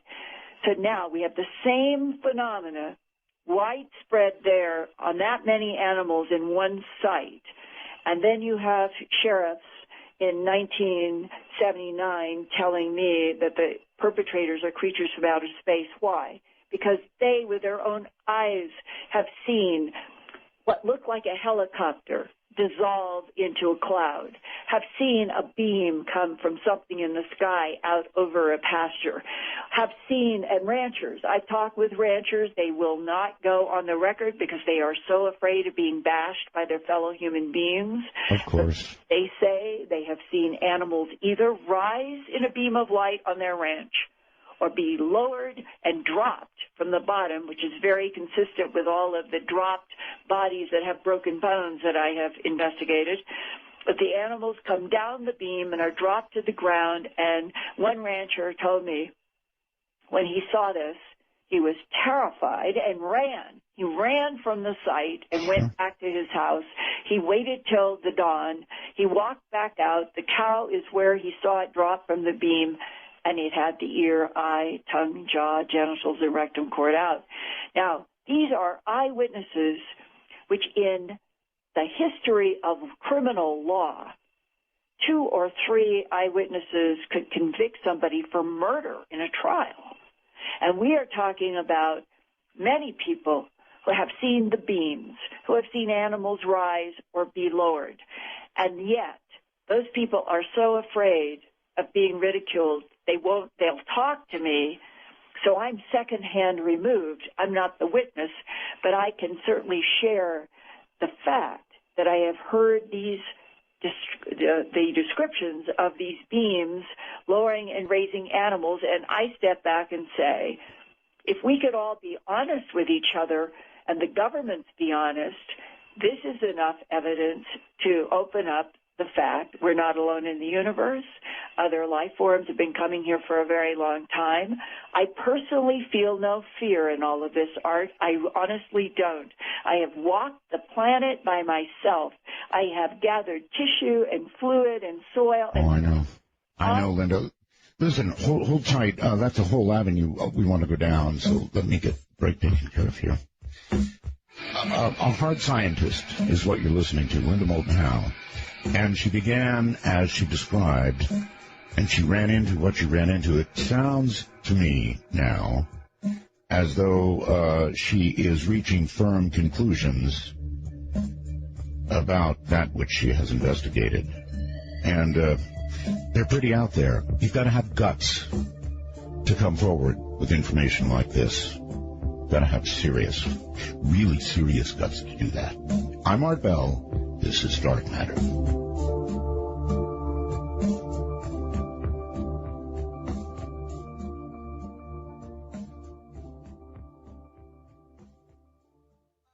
Not yet.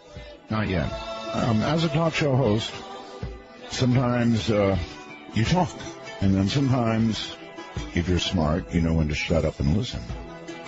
That's what we're doing tonight. Linda Moulton Howe is here, and she's going into areas, darker areas, I guess I would say, than I've ever heard her go into before. I've heard her talk about the investigations she's done, all the mutilations, the things you're hearing about tonight, but never into the areas she's leading us through this evening. Linda, how do you decide to make that leap? I mean, you know, you began with hardcore investigation, a lot of what you've told us about tonight, and now I asked for it. I wanted to know the why of it all, and you're giving it to me, but this is kind of a place that you've never gone with me before. Not with you, but it's in my books. It is in my Earth Files reports. Remember, I've been producing my news website, Earth Files, since 1999. It's now 2013. And in the Real X-Files section of Earth Files, I set it up and have let audiences know that in the Real X-Files, I would put all of the graphic photos that are really not anything but pristine generally with mutilations, but that I keep the photos separate from children and people who might be offended by the animal mutilation photos in Real X-Files. And I also place all of the content that relates to what we've been talking about the last hour in a whole series. There's probably over 100 reports that I have done at Earth Files in the Real X-Files that relates to this whole issue of containers, soul recycling, genetic manipulation, and the issues of agendas as they have come through human abductees or people who have been in the military or have been exposed. So it's all, everything I'm saying is in Earth Files, and especially for people who are subscribers to Earth Files who have been readers of a 12-part series I did with a man who calls himself Joshua Reinhall. Many people responded to that 12-part series that I did about a year and a half ago. That's not his name, but he is a hard-nosed insurance detective in the Northwest. And he came to me after he had heard me do an interview with another abductee who was talking about the issue of conflict, a conflict going on between intelligences about what to do with humanity that has been made and concocted on a planet that has a concocted history, and that there is great conflict about whether we survive or not. He heard me doing that particular story, and he got in touch with me and said, I would like to tell you that I have had encounters with the praying mantis, with a blonde type, has seen some of the grays, but his bottom line was that he was shown a conflict going on between different intelligences over what we are and what should be done, and that a blonde in a room in a craft caused a very detailed hologram, three-dimensional hologram, to suddenly emerge in the room. Many abductees have seen this. And that he was then telepathically given a download as this three-dimensional hologram continued to evolve and become more detailed. And this is sort of a summary. And this is all in the 12-part Earth Files about Joshua Reinhall. He says that there are advanced intelligences who never invade a planet. Never. They have learned to work through DNA manipulation in, let's say, eggs and sperm of mammals, to produce fetuses that will grow up with certain genetic traits that will move a society or a planet toward a goal. Could be peace, it could be who knows. And that from the perspective of the advanced intelligences, manipulation and placement of a particular egg and sperm to create a certain type can be done 2,000 years ago, with the goal of changing the timeline that Earth might have been on 2,000 years in the future. And that they have come to understand how to work with genetics in timelines to evolve in a positive way whole life forms that they're studying. Well, you had an analogy a while ago of the water, getting ready to boil. Yeah. And I couldn't agree more. I can feel it, and I sense that many, many, many others can feel it as well. Something's getting ready to start bubbling hard. Yes, I do. We're on the edge. But I don't think it's anything to be afraid of, perhaps because through all of this, these long paths of trying to understand all of this, I have just come to a certain peace inside myself that if there were a lot of destruction, I really do believe that the soul energy does go on.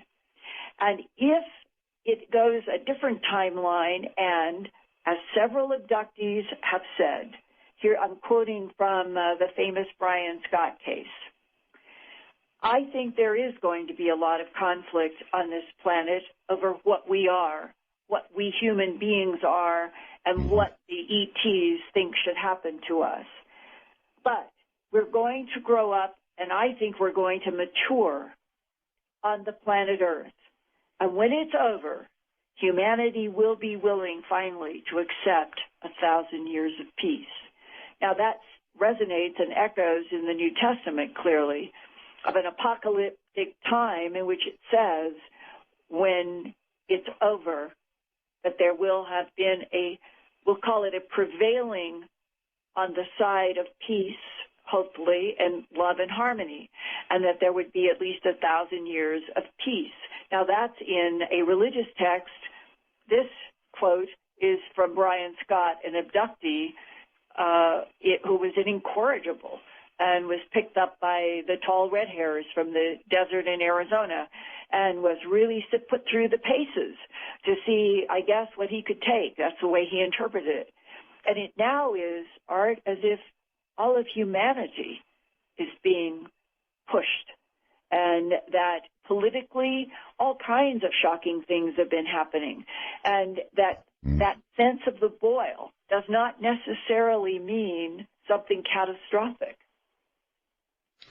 Of all these different entities, I'll use that word, that may be interested in us and or directing us or attempting to affect us, do you think they're all benign, or do you think that, I don't know, when you look at our world, Linda, you see a yin and a yang, and there seems to be a yin and a yang to almost everything, and I wonder if there's a yin and a yang to the others as well. Well, I can reference what some people listening may or may not have been exposed to, a series of reports that came out in the last 3 years, allegedly about some astronauts from our planet going secretly, never to have been made public, to Zeta Reticuli 1 and 2, and that there were some of us, just like Spielberg's movie, that went to this planet and then returned, and that this was part of an alleged, and these papers were called the Serpo papers, that this was presented to Ronald Reagan at the very beginning of his first term in office by the CIA director, NSA, and various intelligence agencies. And the transcript, allegedly, of this Oval Office briefing about extraterrestrials is included in this big, long series of reports. And in studying this particular alleged transcript, none of which anybody can prove without the formal backing of the U.S. government. We all know that. We are all at a disadvantage. The government holds all the marbles when it comes to absolute proof, and they don't want us to know. But assuming that there is maybe total truth or some truth in this transcript. Ronald Reagan is given first a kind of superficial, we're not alone, there are different types, they've been coming here a long time, we know where some are from, we're in control. That's how the briefing went. And then that's funny on the face of it. I mean, how do you tell a U.S. president there are those here from type 2 or type 3 civilizations, if you will, Linda, and we're in control? Please. Well, yes, I agree. But you can sort of imagine how that would go down with that president at that time for at least a section. And then the transcript becomes surprisingly more detailed about the different types, and that they are using, whether it's a Latin or whatever it is, they refer to them as archeloids and trontoloids, and there are these names that are in this briefing for the different types. And they include the talls. It would be a tall humanoid, probably in the blonde and red hair. It includes the grays. It includes acknowledging that there are androids. They are not all biological independent prime intelligence. It goes into a type that it does not define. It does refer to something that would be in the reptilian. And then it talks about, I believe, the trontoloids as being insect-like, and they are referred to in this alleged briefing for the President Reagan as hostile, the word is there, hostile alien visitors, referred to as HAVS. And Reagan, in the alleged transcript, asks lots of questions about this type and says, well, what's going to happen? Can it hurt us? Should we be prepared? And they say, we do have concern about this insect type. What is that concern? And what is it like in 2013 if this is a real briefing for a sitting president in the first term of Reagan back in 1980? What would it be like now? And what is interesting to me about this, when you read this whole alleged transcript, that some of the details about the different types do ring true from the abductions, but there are no, at least I'm not aware of, maybe not even one, in which people have said that they were dealing with a full-fledged insect in front of them. Now, the praying mantis, I understand, that would be in an insect category as we would know it. But I don't know of a single case in which anybody has had violence or anything done to them badly by the praying mantis. They may have been terrified. They may have some sense of being really freaked out.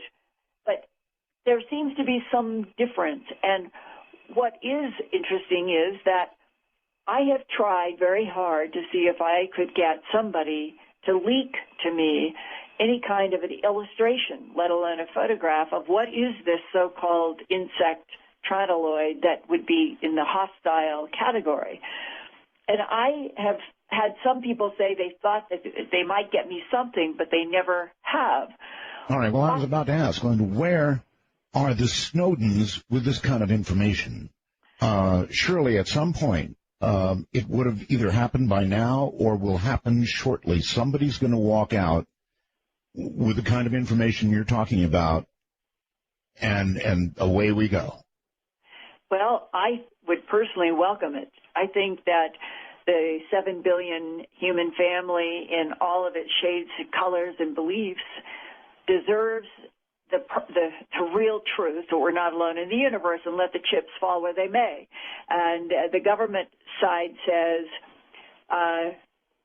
someday it will be looked back in history at all the things that the United States government did for 60, 70 years to keep all of this from the American public and the world, that those people in Franklin Delano Roosevelt's administration at least was the beginning, through Truman and on up, with the last sitting president having any detailed information would have been Kennedy, and then perhaps this Reagan briefing, but that most of the presidents have been kept in the dark because they have been afraid of the consequences.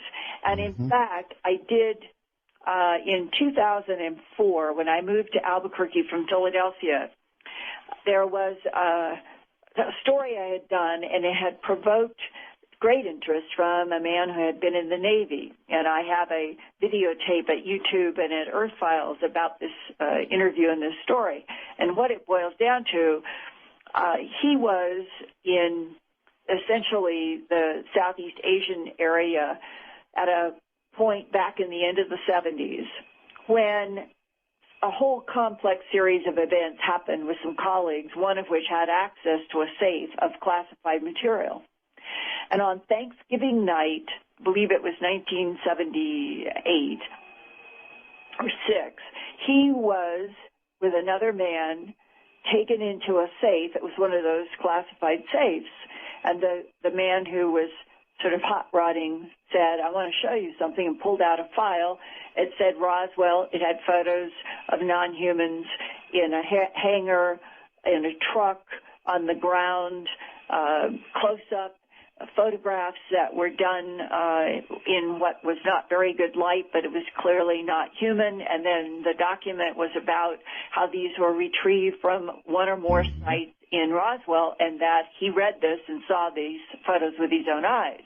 And you're aware, aren't you, of the current rumors about Roswell photographs that are said to exist, and family, I guess, does not want to release them because of what they're going to have to go through. Hold it right there, Linda. We're going to take our break, and we'll be right back.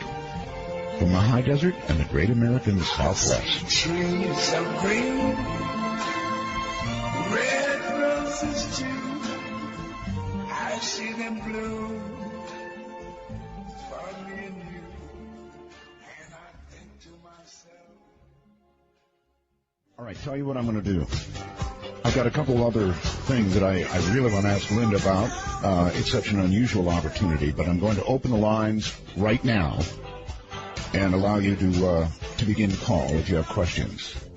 Once again, our phone number here is 855-REAL-UFO. Easy number, 855-REAL-UFO, or, if you will, 855-732-5836.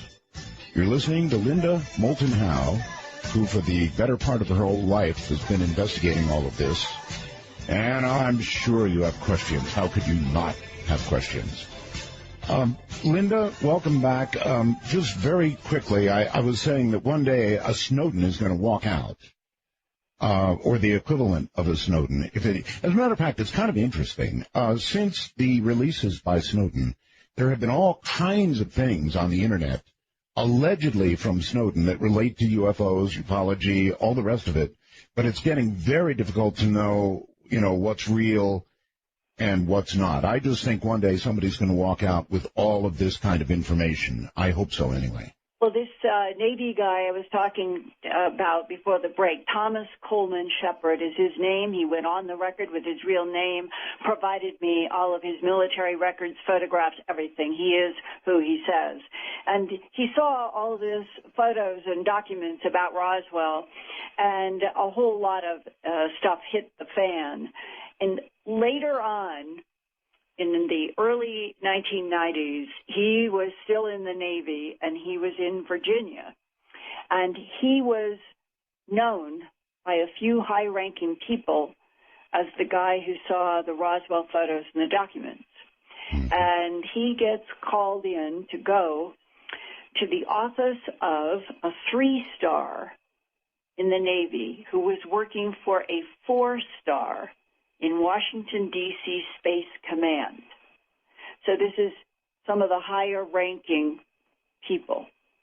And he's called in to go to an office, and this 3-star working for 4-Star Space Command, wants to know precisely what Thomas Coleman Shepard saw in Okinawa at White Beach Naval Base, Thanksgiving night, November 1976. And so he tells the whole story. And suddenly, the 3-Star says to Thomas Coleman Shepard in this office back east, when Thomas Coleman Shepard called them aliens, this is a quote, "No, we call them EVAs, for extraterrestrial biological entities." And Thomas Coleman Shepard never heard anything like that before. And so he started asking this 3-Star, well, what's the whole thing about? How long has the government known? And does the president know? And this 3-Star says, I can't tell you that. And then Thomas Coleman says, well, when are you going to tell the world? And the 3-Star says, probably never. And Thomas Coleman Shepard says, never? What do you mean, never? Everybody deserves to know the truth. And the 3-Star said, it would shake things up too much. It will collapse religions, and and there was a long list. And we, again, the strange phrase, we have control over the situation. Yeah, right. Now, what I just shared with you really happened. This is real. And the implication that there would be policies to perpetuate a concocted world, a concocted reality, that lies would become formal policy about the fact that we are allegedly alone in the universe and that nothing has been interacting with this planet. And that all of this would be like some sort of 1984 newspeak, forever living on a planet in which the tiny 1% of the humans always knew some other kind of truth and kept a chokehold on the other 99% that were never to know. I personally feel that is a huge mistake, that would be headed towards some sort of gigantic earthquake in cultural revolution, and it would be much healthier for the whole planet to just be told the truth, let the chips fall where they may, and get on with a planet that comes into sync with this cosmos. Well, there'd be a lot of chip falling, all right. All right, one other thing I really want to touch on. I know you've investigated for a long time. Years have gone by. We have noticed the colony collapse of bees. Now, bees, they're pretty important to our existence, Linda. We've noticed a lack of bees here. What is going on? Where are we with the colony collapse problem? It was February of 2007 that I did my first interview with Dave Hackenberg in Pennsylvania. He was the beekeeper who went to the University of Pennsylvania and Penn State and started the first cry out as a beekeeper. I lost 80% of my bees between the fall of 2006 and the spring of 2007. What is going on? And when I did that interview with Dave Hackenberg, the phrase colony collapse disorder was emerging for the first time. And Dave told me on that interview in February of 2007, Linda, other beekeepers and I think that what's behind this are the nicotine-based pesticides known then as imidacloprid and later clothianidin, and that EPA had only done what's called conditional registrations. All this poison was being rushed out into the markets for the profit-making of the producers, and that EPA did not have any legitimate science that would sort of hold up. Why would they okay the stuff going out when they didn't really know the impact? Well, 2013, there have been enough really good scientific studies now, not only in the United States but in Europe, and it is now known, this is a fair statement, that there is no measurable quantity of a nicotine-based pesticide that will not harm a honeybee.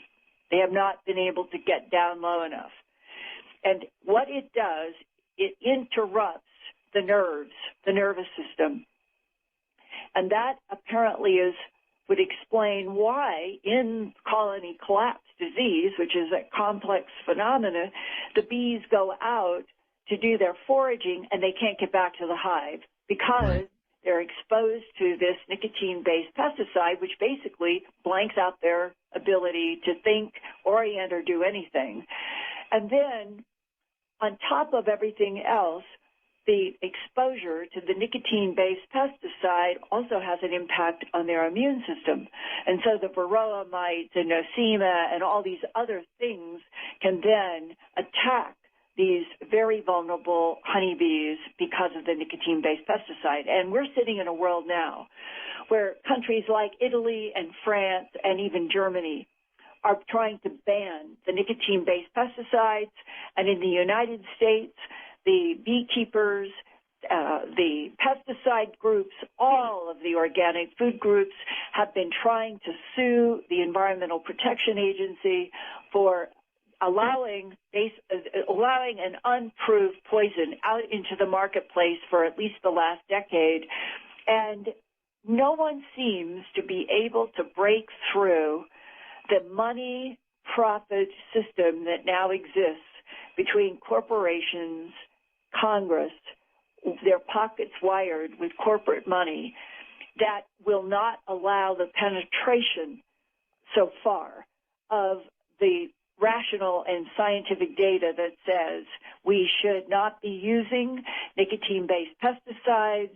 They actually increase, Art, in their toxicity over time in the soil if there are repeat applications, which people have been doing. And we are living in a toxic mess now that is getting worse and worse.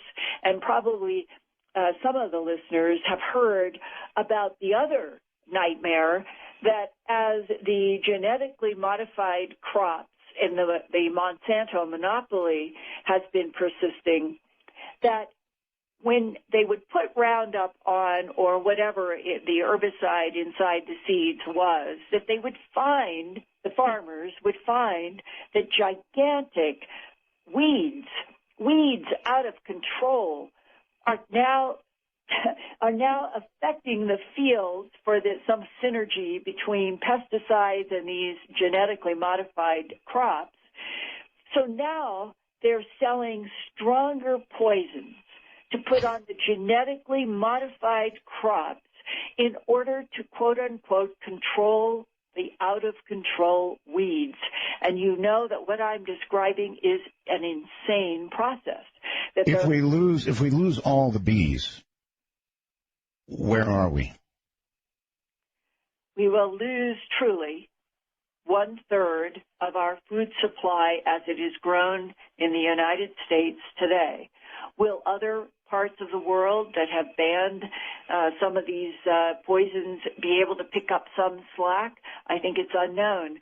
But the bigger thing is, do we want a nation in which money that comes from poisons that kill pollinators and amphibians and other life forms, that the priority is given to the money instead of to the life forms which help feed us? That makes no sense to me. Of course not. All right, here come calls. Don't know what's ahead, Linda. Here we go. You're on the air with Linda Moulton Howe on Dark Matter. Hello. How dare you, sir? How dare you? You know who this is Mr. Bill? Oh, my God. I do. And why would you pick this moment to call? Hold on, Linda. I've got to deal with this. Well, I picked this moment because I'm calling you out. This is J.C. Wilson III, God's 10-star, 10-star, 10-star journal on the war against media pornography. And I don't know what you're pulling, Mr. Bell. You're supposed to be retired, you see. You're retired, and I played against you to have you removed from the airwaves. And you are hereby, what is it, a Social Security scam? What are you, double dipping? Is that what's going on? What's going on? Anyway, J.C., I get the feeling that probably you're under stress because of your family breakup situation. Oh, don't you mock me about Edna Pringle. I know you had a hand. So where's Edna? Tell me, where's Edna? I'm hot on the trail, and I followed all the way up to the Rockies, to west of the Rockies, east of the Rockies, and south of the border. On all sides of the wait, Mr. Bell. You're trying to change the subject, though, Mr. Bell. What you're doing, I know what you're up to. You're under strain. You're under strain. I'm affecting a citizen's arrest against you. You have the right to remain silent. Anything you say can't will be used against you in the court of God. You hear me? Oh, JC, of all times that you could show up. When you've got this willful woman on who just will not stop her flap trap, if you could tell her to take a breath, or I impart wisdom. But what I'm trying to do is affect a citizen's arrest on you. Turn yourself in immediately, Mr. Bell. I need Here you go. Slap them on. Take me away. Yeah, that's right. And you're using the Soviet satellite system, which you were so proud of on your day. The Soviet satellite system. All right, that's it, JC. Some other time. Goodbye. The Soviet satellite system. It just so happens, folks, that the Sirius system of satellite coverage, which is unique, brilliant, was invented. He got something right out of all this by the Soviets, actually. This great Circle 8, these satellites go in. Whew. Of all things. All right, let's try a real call. You are on the air with Linda Moulton Howe. Hello. Hello? Yes, hello. Hi, my name is David. I'm from Michigan. Hi, David. I'm a very new listener. I think I started listening to your program maybe a day or two after you came back on the air on Sirius. Yes. But with all the information and everything that I've heard shared from Richard Hoagland and the doctor from SETI and all of that, I kind of had I don't know if it's epiphany or it's just a theory, but with the information that Linda shared tonight about the geopolitical alien, yes, that pretty much their existence, they've been here since for years, terraforming. I'm afraid you're breaking up on us. Hello? Yeah, you're kind of breaking up on us there. Yeah, sorry, I'm driving at the moment. With the prospect that the aliens have been terraforming this world and experimenting with new life forms and creating new life forms and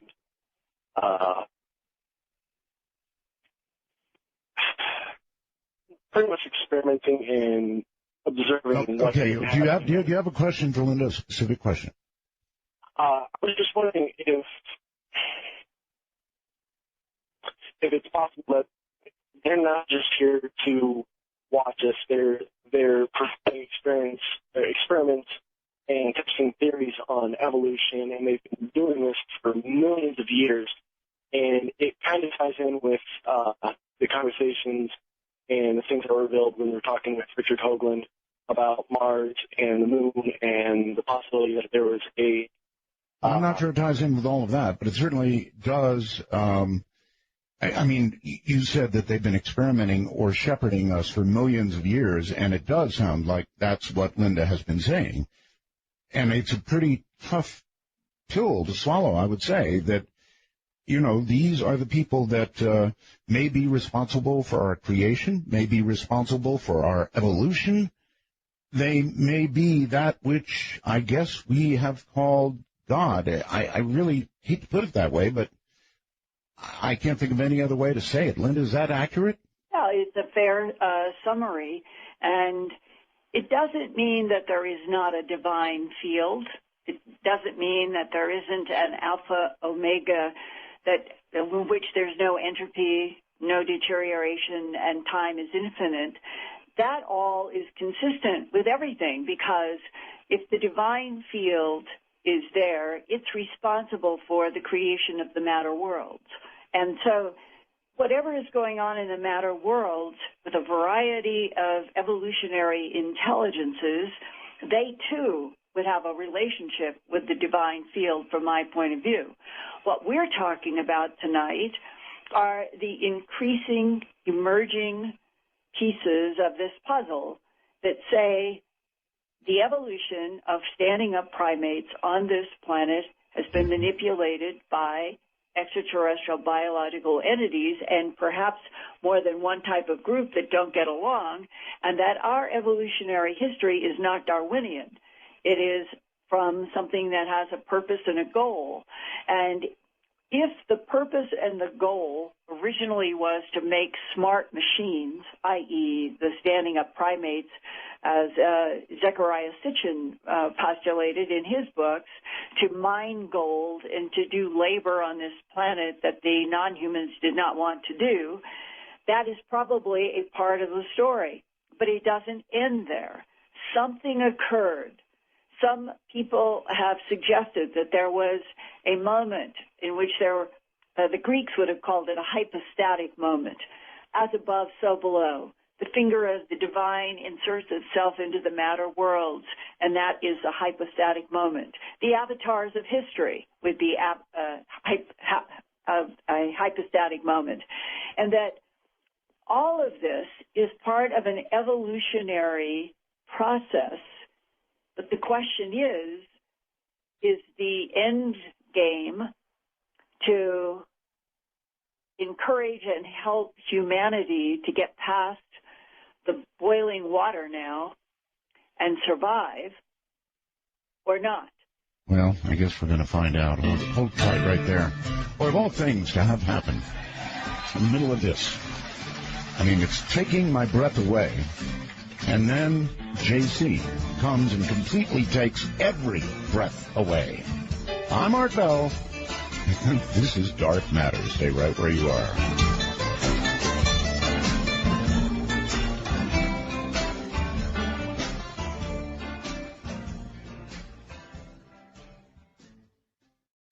Unbelievable. Talk about stealing a moment. You punch one button, and it's like you dimensionally shifted. JC, good Lord. All right. It's going to take me a while to get over this. My guest is Linda Moulton Howe, and the subject is very, very different. But JC just yanked it all away from me. Let's go here. You're on the air with Linda Moulton Howe. Good evening or morning, whatever it is. Hello. Roswell's Art. Thank you. Am I on? You're on. All right. Hey, this is Robert from Atlanta, and I want to say namaste to both you and Linda, and it's a real treat to be talking to two of the greatest minds of the 20th and 21st century. Oh, nice. Thank you. It was interesting when JC came on. Right after that, Linda, you were talking about the matter world. Right. And talk about going deep into the matter world. You can't get much of a better follow-up. Yeah. Well, I'll just stay away from it. But do you have a question? Yes. Yes, I do. I'd like to switch gears as I could back to Dr. Ketchum and Sasquatch, because she made the news again today. Yeah. And this was something I know back in March. I sent you an email, but I know you get tons of things, and you have your hands in a lot of pots, so to speak. This was a speculation I had that I know that from the DNA from the female side, that it shows it's human, and roughly around 13 to 15,000 years ago. Right. And then from the male progenitor lineage, it's an unknown thing, but the best that Dr. Ketchum came up with was that closest thing that seemed to fit is a giant lemur. That's right. Which is extinct now. Went extinct back and during that time when a lot of things changed, and then we had the Black Mass and the Younger Dryas period and all that. And here's what my thought is that as I know you've talked about this, how we as souls will go into vessels or containers. Right. And that back at that time, there's speculation that there was we hear about Atlantis. We also hear about Lemuria. And I'm thinking that there could have been a race of humanoids in Lemuria that were, one might say, a type 2 civilization or higher. They were more into the internal things and doing things with their mind, telekinesis, et cetera, et cetera.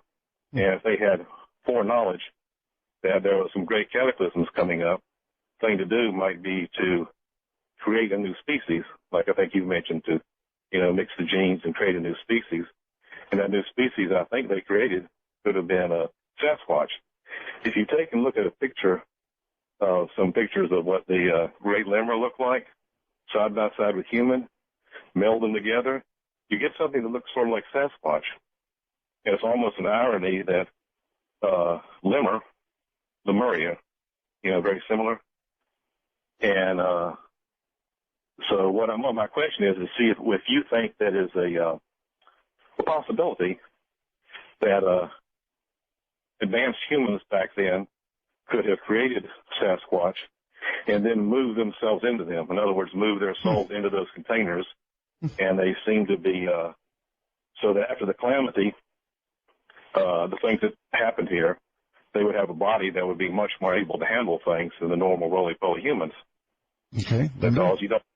Yeah, I appreciate the thought behind that, because I myself have, a year ago, I was in Turkey at Göbekli Tepe and wrote a long 6-part series at Earth Files about my personal experience of being inside of these tall pillars in rings, of which only 5% of the hill have been revealed so far out of 14 years of work by the German archaeologist, and that it is the weirdest, eeriest, almost disturbing feeling to be there. And Dr. Robert Schoch, a PhD from Yale University, did the groundbreaking work with John Anthony West on the Sphinx concerning water weathering, that when you go to archaeoclimate research, the Sphinx, according to Dr. Schoch's analysis, should be 14,000 years old. And to give a context for these numbers, we were in an ice age in the northern hemisphere, reaching its peak 18,000 years ago, and then it began to warm up. And by 12,000 years ago, it was headed toward a warming. And Göbekli Tepe, the carbon dating so far of the last 14 years is 12,000 years old. And there may even be parts of it where they will find older levels. At least there's been some talk about that. But let's say that Göbekli Tepe is 12,000 years old, and that something caused the intelligence that made Göbekli Tepe to completely cover it up about 1,000 years after it had been constructed. And that would be at about the time that Northern Arizona State University, working with other universities in the last 4 or 5 years, have been a series of papers about the fact that they have found nanodiamonds and iridium in layers in many parts of North America that would suggest that approximately 11,500 years ago, there was an impact from something from outer space. Now, it could have been comet, it could have been meteor. The current research seems to think that it might have been one or more comets, and that the impacts are what caused the violence that literally twisted the saber-toothed tiger's spines 180 degrees. There are scientists who have studied all of the mastodons with the buttercups in their mouth, meaning there was immediate quick freeze, the saber-toothed tigers and the violence to their spines, and on and on. Something huge and violent happened in the Northern Hemisphere at about that 11,500 year time period. Could an intelligence that was not human, but was based on this planet, terraforming, harvesting, gathering, all of whatever it's doing, and that 12,000 year and going back period, have known, anticipated, had technologies that knew that there was something coming from space that it either couldn't deflect, couldn't control, it leaves. The intelligence leaves after covering up Göbekli Tepe. And humanity managed to survive whatever it was that really clobbered North America. That's just hard physical evidence. And the question that's interesting to me is we've had UFO phenomena and government leaks about extraterrestrials interacting with this planet for a very long time. If some of them left for a time, your question goes to the heart of another issue. Did they leave something behind on Earth to monitor and communicate with whatever technology they have that interfaces? And could something like a Sasquatch being be something that was made to be strong, could live underground, could do some kind of work, be beamed up into their craft, disappear in flashes of light because they have some sort of technology that allows that? It's not an unreasonable question, but a bigger question is, when are the makers of Göbekli Tepe and other terraforming on this planet going to come back on their own? That's a big one. All right, here we go again. You're on the air with Linda Moulton Howe. Good evening. Hello, Linda, Art. How are you doing? Hello. Fine, thank you. Many Roswell to you, Art. It seems that you cannot hide from the word of the new revelation. Glad to hear JC calling tonight. Yeah, he's found Sirius XM. Anyway, do you have a question? I do, sir, I do. I might need a little bit of help from you, Art, for this question. I know it might have been Michael Heiser that related the shape of the gray aliens to the human perception of what we may evolve into in the future, and I think that Bigfoot may be the opposite of that, something stored in the collective unconscious of human beings, of what we perceive to be a lower evolved life form and what we expect to see in the woods when the lights go out. Okay, well, I don't think it was Michael Heiser, but perhaps Whitley. Now, Linda, do you think that we are headed toward evolving in that direction? Or being forced into evolving in that direction might be a better way to put it. I know that some of the scenarios are that we will have some sort of a nuclear event that will separate the human population into two categories. One will go off into the universe and become the gray beings, and the others will go underground and become something else. Mm-hmm. And that this all has to do then with the issues about time being used to manipulate evolution. I'd like to just throw here onto this complicated chessboard another pawn that comes in a story I did at Earth Files probably about 5 or 7 years ago in the Real X-Files. It was the son of a man who was at Wright-Patterson in 1947 in the medical department.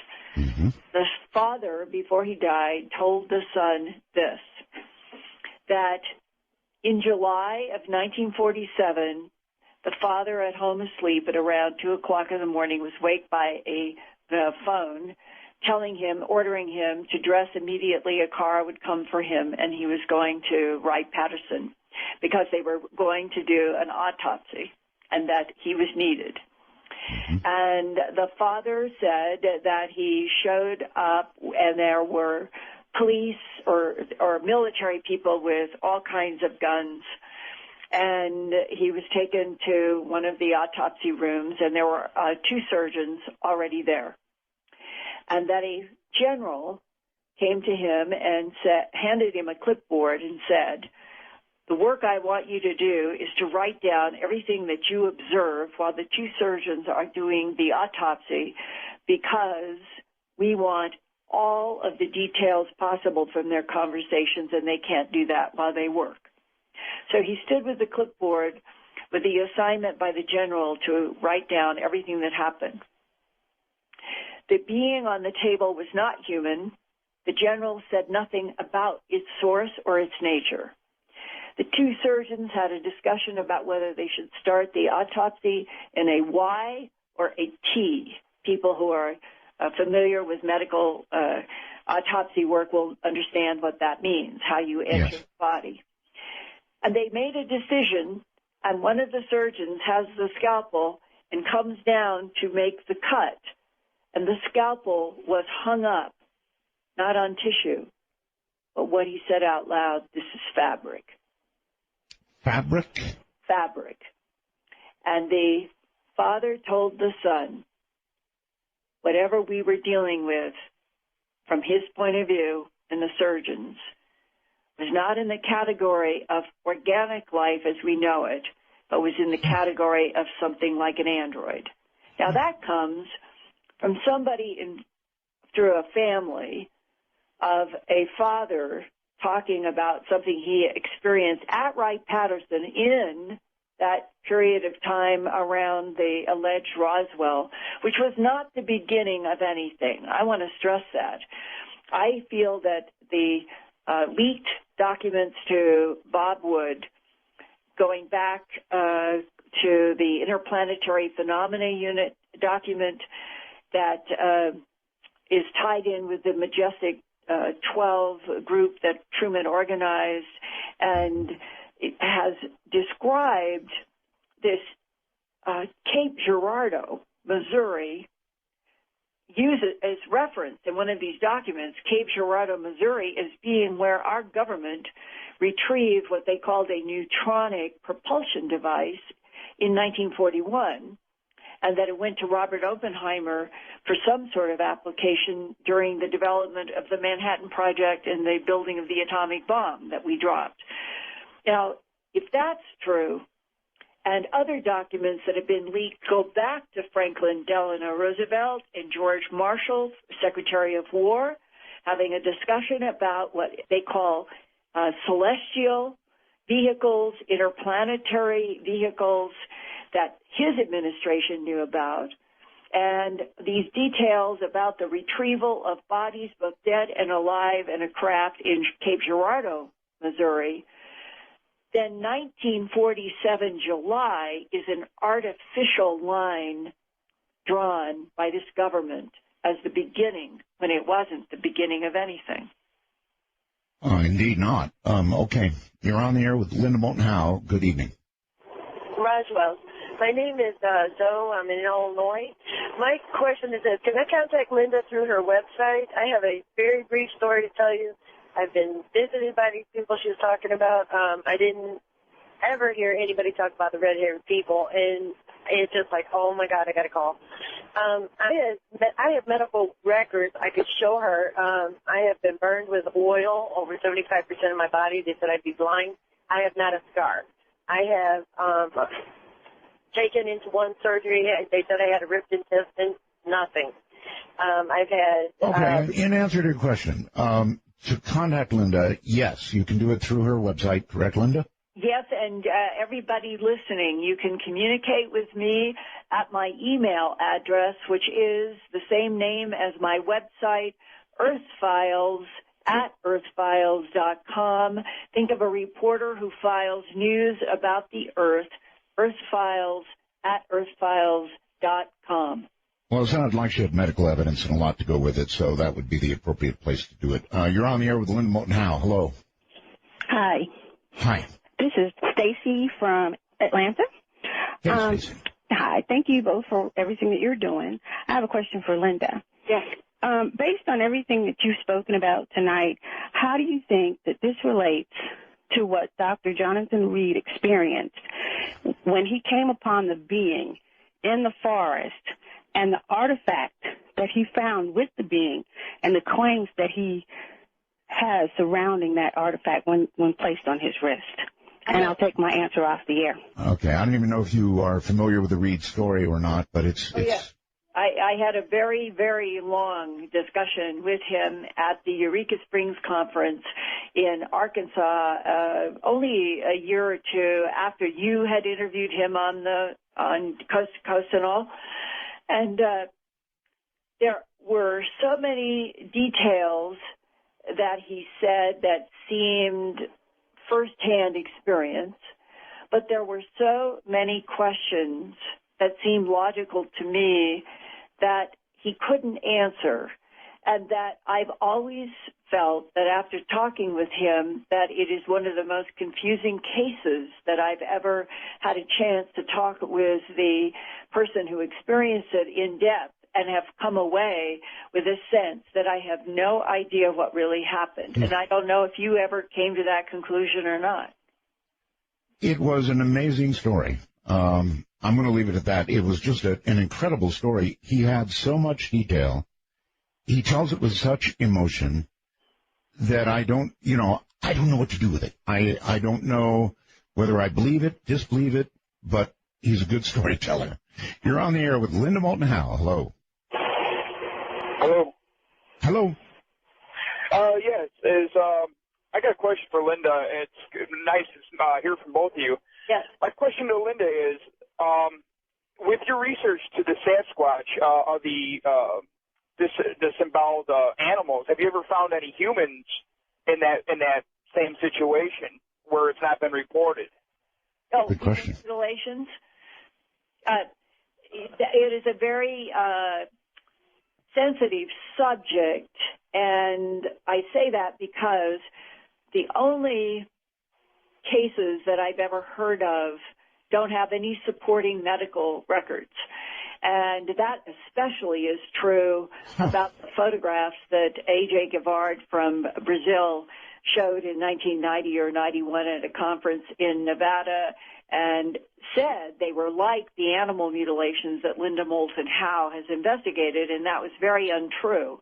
And just to stress that I took his photographs that have been on the web and out there in the world for the last 23 years as human mutilations, without any forensic, without any autopsy, without any real solid laboratory reports to go with those photographs for people who have not seen them. It is a man who appears to have flesh, not excised, but black rings about missing flesh in various parts of his body. And I showed the photographs to a medical doctor that I knew in Philadelphia, and I didn't front load with anything. I just said, if you were making a medical assessment of the wounds on this body, what would you say? And without hesitation, he said, I saw a lot of that in Vietnam. And I said, what do you mean? He said, well, this is what Agent Orange does to human flesh or animal flesh. Oh, boy. And he said, I would say that this is a body that somebody either murdered and then they covered up what they were doing with Agent Orange or something. But he said this is definitely the chemistry of Agent Orange. Okay, so now there's a medical doctor's frank opinion about those photos that have circulated for 20-some years linked to animal mutilations as the same process in humans. I do not know. But that's one case, though. That's one case. You're saying there are not many cases of human mutilation that... I don't have a single one that has ever been documented with medical evidence. When people say that they've heard of a body that had X, Y, and Z, that's what's called circumstantial removed, sort of in the category of rumors. I'm always struggling to get to the hardest fact I can, multiple eyewitnesses, hard medical, that's marked my career. I am in very difficult subjects, but I've always tried to bring to bear, going to scientists, biophysicists, anybody that can bring to bear hard evidence. And so I'm speaking from those efforts. And to give you a sort of period on this sentence, Dr. John Altshuler, a hematologist and pathologist in Denver who worked with me for several years on documenting what we could find, pure science, medical science, on the excisions of mutilated animals. We got a call from a man in Missouri, and this would have been back around 1989, and it was about the body of a nude man found around a lake in a forest. It was quite a removed rural area. And the story was that there were excisions from this man's body on the lake, similar to what happened in mutilated animals. Now, so we have a phone call reporting this. Dr. Altshuler said, as a director of hematology and pathology, I should be able to get a hold of the coroner in that county and explain the kind of research we're doing, and we can find hard medical facts about this body. He made the call, talked with the coroner, and the coroner told him, I've been ordered that this is classified information and it's not to be discussed.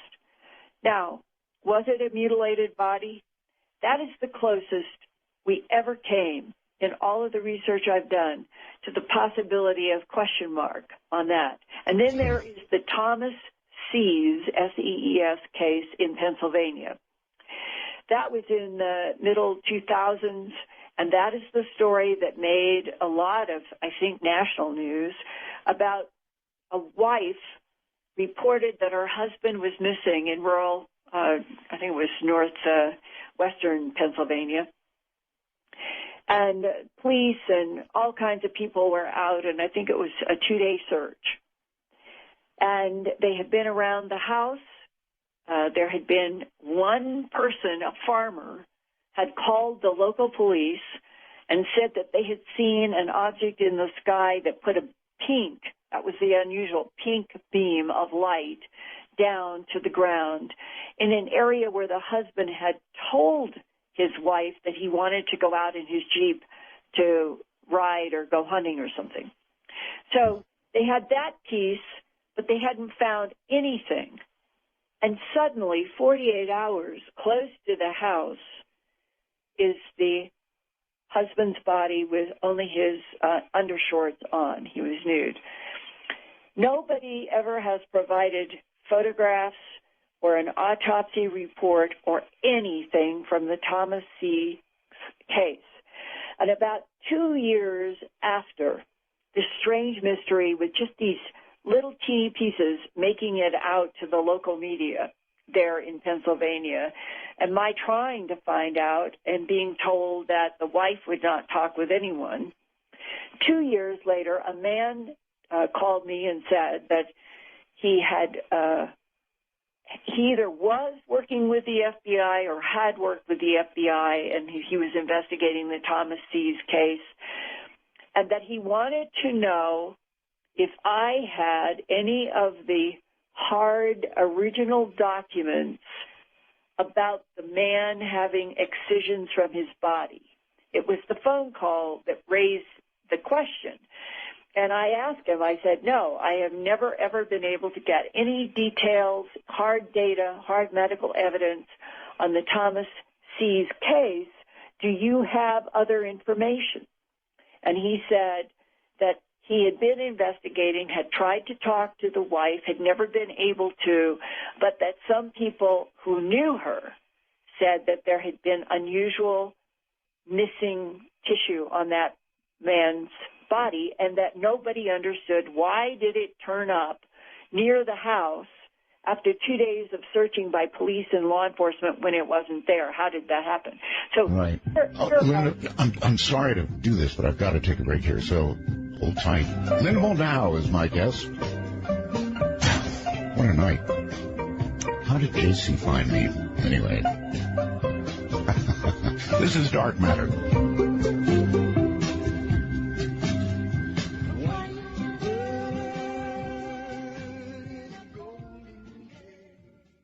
It is indeed the area of 51. The winds are howling out there. This is the desert. Hi, everybody. I'm Art Bell. Linda Moulton Howe is my guest, and what a night it has been. So what I draw from what you said, Linda, is that it may not be unheard of, but as a general rule, it's been animals. It's not been humans. And if it has been humans, it's been very, very isolated. That's right. I think a distinction is made. I do not think that the current Homo sapiens sapien is the target. And while in the break, I found something I'd like to share with you and the audience, and that is in August 2010, about 3 years ago, the British UFO files were released. They've been doing this in pieces, and they said they finished a year or so ago, and this was one of the downloads from the UK National Archives. And this was a letter, or a series of letters in one of the downloads, that was correspondence from a man who described himself as a physicist astronomer, about his grandfather who had, quote, served as a personal bodyguard to the Prime Minister Winston Churchill. And the writer, the physicist astronomer, gives details about an alleged conversation of alarm between Prime Minister Churchill and American General Dwight Eisenhower concerning a dramatic UFO interaction around an RAF bomber returning from Germany, and that what Prime Minister Churchill said to Eisenhower, according to this writer, perhaps reveals the seed of a policy of strict denial that was to be supported by both the UK and the US for the past 70 years since World War II. And this is what he wrote, was the quote that his grandfather overheard Prime Minister Churchill say to General Eisenhower, quote, "This event, the RAF being circled over and over by a disc in the sky and reported by the pilots, this event should be immediately classified since it would create mass panic amongst the general population and destroy one's belief in the church," close quote. What is missing from this letter are in between the lines. What else was Prime Minister Churchill made privy to in General Eisenhower that would support this sentence? It certainly wouldn't have simply been a disc running rings around an RAF bomber. Indeed, yes. So that is a piece of possibly true history that gives context for the fact that everything we've discussed tonight, our government and the British government and others have known about for a very long time and made a policy of denial that the world was never to know. We're going to know in our lifetimes, Linda? I actually think this has to break open. We've been saying that for years and years, haven't we? Well, we've wanted it to happen, but I think part of this sense that the boil is perhaps upon us relates. It is close. Yeah, relates to that something. It's like the San Andreas Fault. That leg keeps being jammed and jammed, and the pressure keeps building and building, and the earthquake relieves it. And we need the truth to relieve the concocted planet we're living on. And you think we're close to that? You really believe we're close? You believe that feeling of the boiling coming on is the information getting ready to break? And if it does, I just wonder how we're going to do, because you keep mentioning those chips that are going to fall. Boy, there's going to be some serious chips, Linda. Well, how much worse could it get than all of the conflict in the Middle East and the radioactive damage in Japan and the fact that we are in a sort of I'm going to call it an unstable or unpredictable climate time, and we're in the sixth mass extinction in which there are as many or more animals dying every day and year as there was in the last fifth, and that we are at some sort of a turning point on this planet, any way you cut it. I believe you. We're out of time, Linda. We are absolutely just totally out of time. Even on Sirius XM, we have a lot of extra time to do things, but the show is over, and all I can say is we'll have you back, and we'll do it again. God bless you, Art. Well, God bless you. Thank you for coming on. I really, really do appreciate it. It's been one hell of a night. It's been a wild, wild night. Boy, talk about JC being able to take a moment and just... I hope you all have a good weekend. And this, of course, is Crystal Gale singing the song. Good night, all.